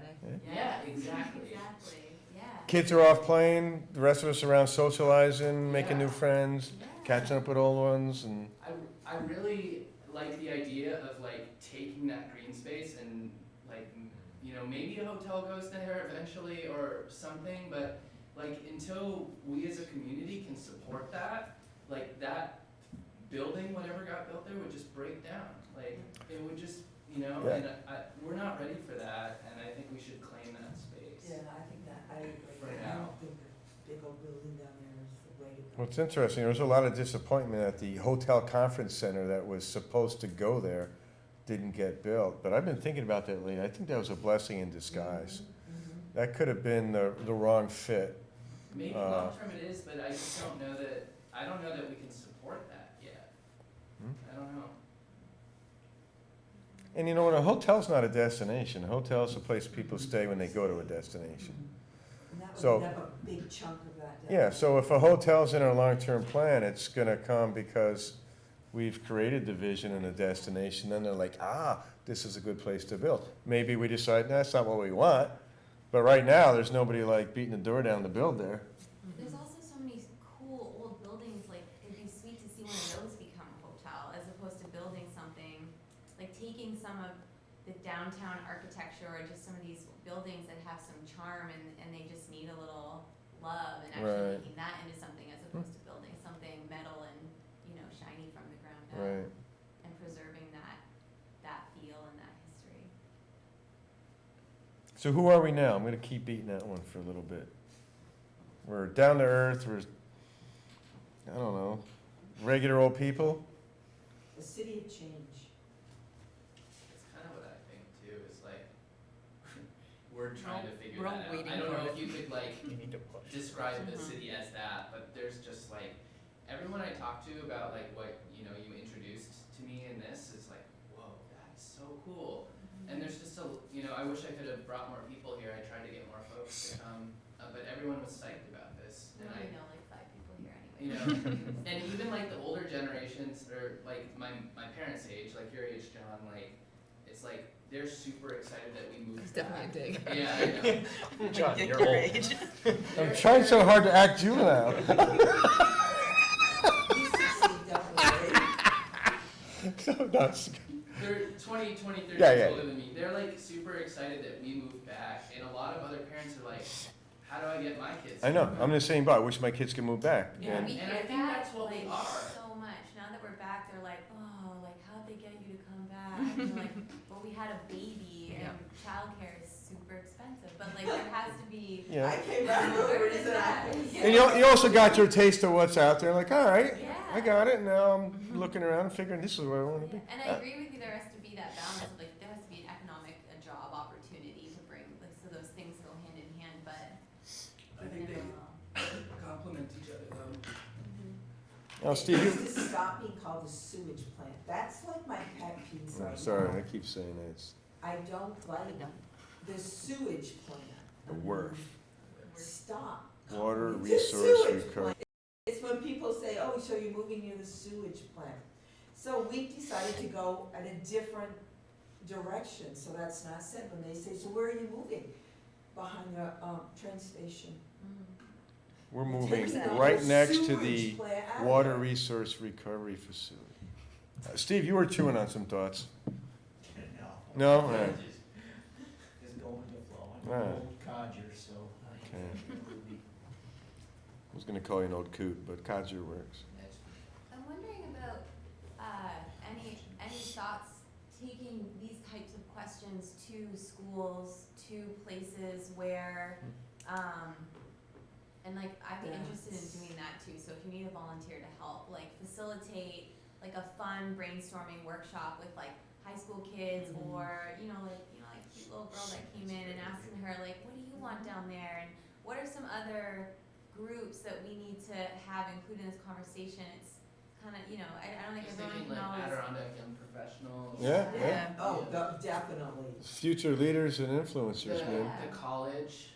Right, getting all those campus kids Yeah. off campus and downtown somewhere other Well, it's than, interesting you brought up the college, because Yeah. there's people at college that really want to have a wet lab, a research facility down here that could easily incorporate into the interpretive center and WRF activities and all that. Cool, yeah. I think, I don't know, maybe like the Chamber of Commerce and Rotary to get like some more Yeah.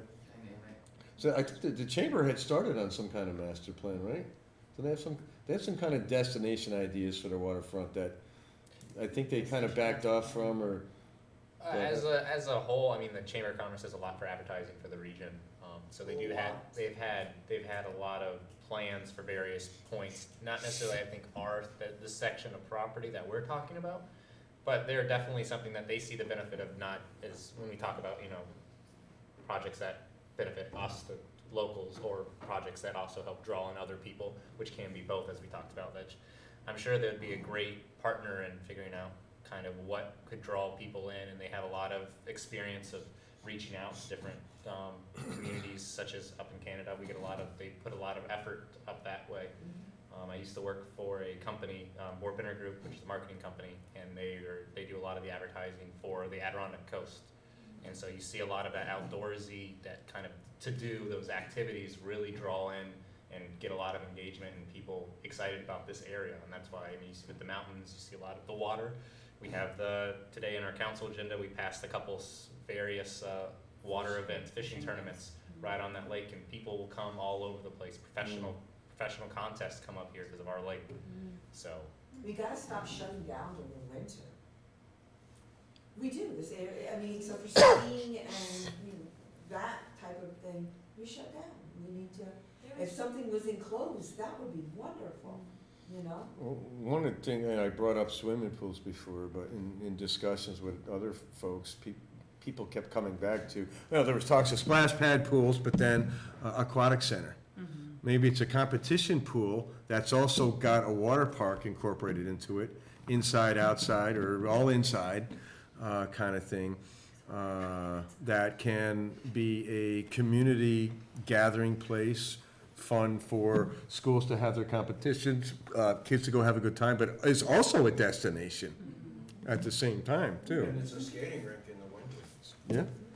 Or, canals maybe around the waterfront that are, lazy tube rides in the summer, but then you let them freeze in the winter and you ice skate. So instead of skating in a circle like you do at a rec park, you're like skating around and stuff like that. Eventually, we're hoping that the market's gonna go year-round, or even through the season. Yeah. So, What are you gonna sell in the winter? this is You're gonna sell weed, aren't you? You're gonna sell weed. You can grow it at your facility. It's perfect. There are Hydroponic. people with heated greenhouses during the winter. I have 2 vendors that have heated greenhouses. Well, that's something else that would be a neat showcase. This interpretive center thing I talked about was water-based, but water and energy are interrelated. Takes water to make energy, takes energy to make water. So to have a interpretive center that also includes different types of renewable energy, it'd be easy enough to have a windmill down there. It doesn't have to be huge. Show people how wind power works. Have some solar panels. Run some geothermal either down into the ground or out into the lake. Bring that back, kind of stuff. And actually, little demonstration projects, but that are also providing electricity to the market or supplementing electricity at the wharf or your rail station. I'd be interested to know more about that, like, aquatic center idea, because someone was talking to me about how, like, Lake Placid makes all its money, and it's the rocky tournament. I don't know how much of, like, competitive swim, like, what the market is for pools, but just I don't know, Interesting to but know. there is a shortage of pools, and I would think, I wonder if you build it, will they come? Will like other schools that don't have Right. competition Or pools like now? bigger competitions. I Yeah, don't and know, then it's all of a next sudden the level. college makes a team, or we started having the sectional tournaments here, or hosting swim competitions. But it's at a place where, all right, you're coming to swim, your parents are in the stands watching this go on, but you got a water park there inside, or some other activity where the people that aren't directly involved in the swimming are now participating in something else. So, I cut you off there yet. so. Let's go start that, come on. Well, and then where my mind We are, we goes just now, did, like, tonight's the night. if we're having an aquatic center and that's a community engagement strategy in some ways that sounds like an external engagement strategy, then how are we capturing those tourist dollars? Like, that's kind of where my mind goes. Yeah, I want yeah. it to be sustainable. I'm really afraid of like building a building that long term is like, Ends up like the Trade Center, where people perceive it as something that's not a benefit, yeah. How do we get, if we get them here, then what are the other ways that we're getting them to spend money, investing in local businesses, Right. in the local farmers, in the agriculture community? How can we? Well, I think keep this is getting just them to- one part of the big master plan, which John had mentioned. We went after a grant from the CFA, and we should hear in the next couple of weeks if we received it or not. And then I think that's when we think about that. What else can be down there to keep people down there and Yeah. keep them coming back? Yeah, cool.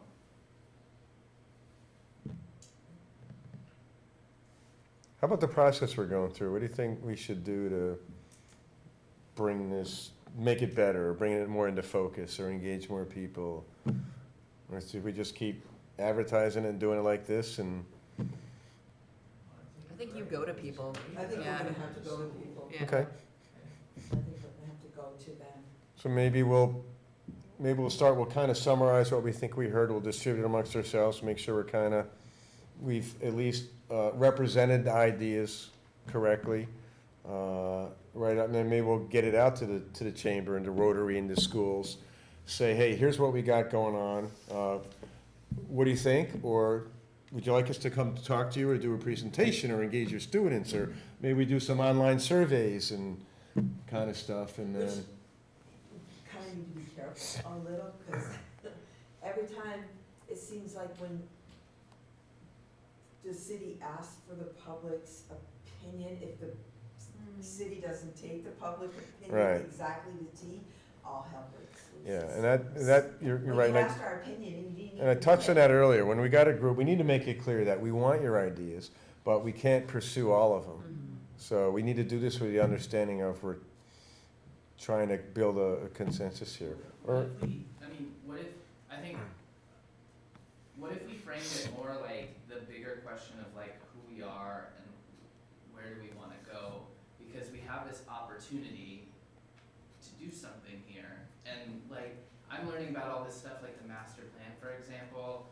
I think, you know, the concrete thing that could happen is we change the look of your plant, you know, in hopes of bringing people down there. But I think what's really exciting me is that there's a chance to like take all this potential, this excitement, and like put it towards a thing that creates culture in Plattsburgh that a lot of us are saying we don't know that we have.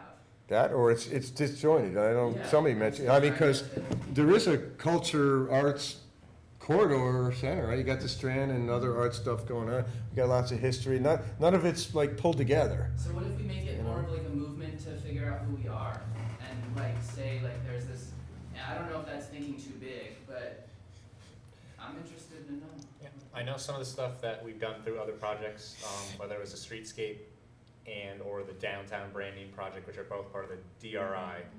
There has been community surveys which have asked pretty broad questions similar to this, so maybe I could pull together some of that information and see how it relates, and is there anything that we can build upon there, because those were online surveys or mailed surveys where we had, you know, a couple hundred people, hundreds, thousands, so after you combine them all together, you know, put in some opinions too, so we can build upon the kind of the outreach we've already Which was in started. hopes of branding Plattsburgh, right? Yeah, and so. They're going to work on the Saranac River walkway thing, right, or bike path, isn't there? Yeah, there's a couple phases that still, well, We're working on phase 2 right now. We did receive some funding to do 2 additional bridges, one from the end of Durkee Street across to where the NYSEG remediation is, and then another one to replace the old Saranac Bridge behind the police station. So there will be a phase 2 eventually, hopefully breaking ground this summer. Cool. Is phase 3 still floating out there, or did I Yeah. get like?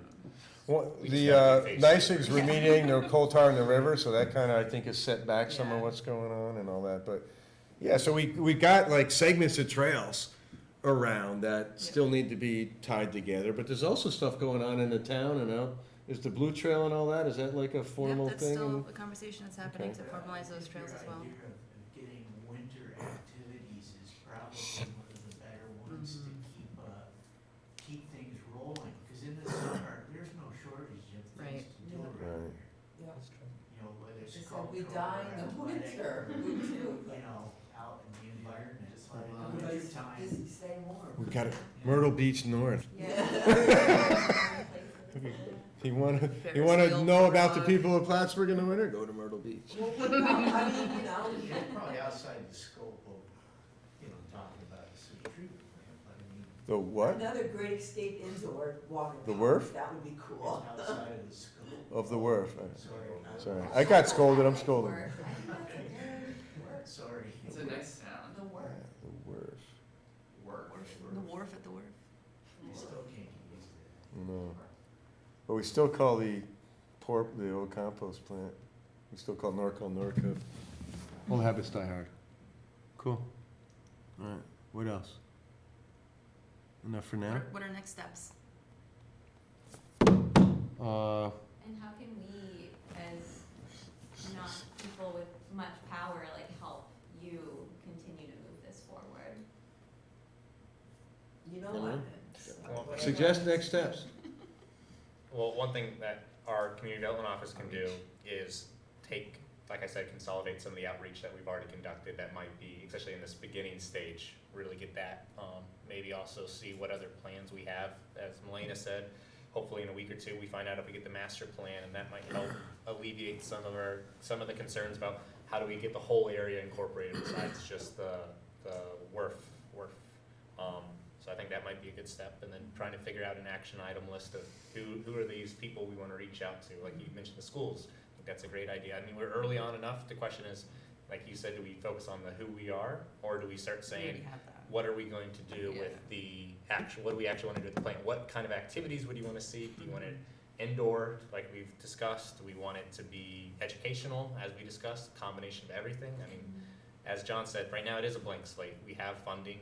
There is going to be some, I like to say manage expectations a little bit, because we've seen that a lot in the city.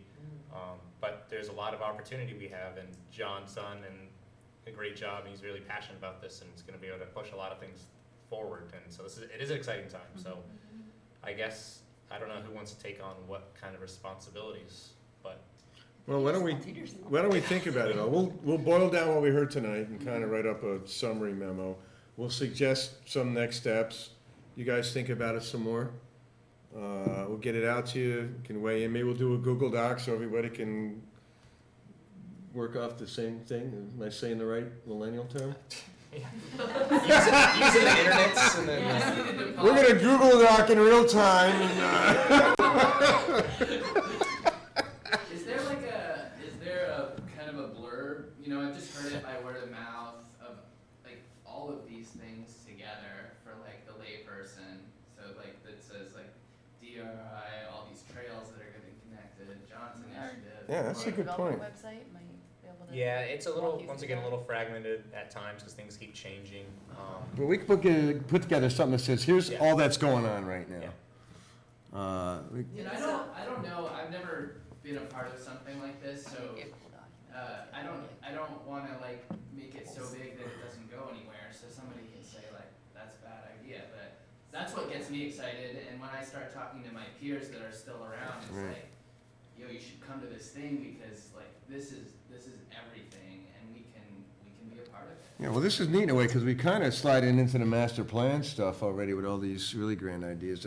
I needed, for myself, I need to dial it back pretty soon about, all right, what should the architectural themes be? Because I got to turn our architects, it doesn't, not tonight or next week, but in the next few weeks, I want to give them a little guidance on what we think the plant should look like as a concept. Kind of dovetails with that. Have you talked anything about the egress and to the plant? Yeah. At Green Street. Yeah, we have. Many, many times. Yes, yeah. It is cockeyed to the other We're just, roads. Believe me, that was one of our things, was so many people said, you need another entrance, you can't have just the Green Street because it's hell to get There is one down. around and- back, but, you know, maybe that could be made the main entrance to the place, but it goes right straight to the parking lot. yeah, we need, Green Street needs to be, in my opinion, needs to be Yeah, I developed mean, better. you can have the crown jewel down there, and if you can't get to it. Right. Then it's not gonna matter, yeah. Yep. That'll be a big part of the master plan, absolutely. Details. If anyone's interested in being on the committee for the master plan, let me know. I'll get a hold of you. Yeah, and one of the things to I was told I couldn't. You're not in the city. You're on the naughty Not my list. fault, I'll lie. And yeah, I think that's what we can continue to do too, is when we talk to the 5 people that we know here and like I think we'll keep bringing people into the Absolutely. conversation and getting that energy and Yep. that excitement and be advocates from the people. That sounds like I didn't mean to sound like you know what I mean? Any architectural themes that jumped out at you or that you're thinking of? I think, I like the Wild Center theme, Yeah. the natural tie to the waterfront. Yes,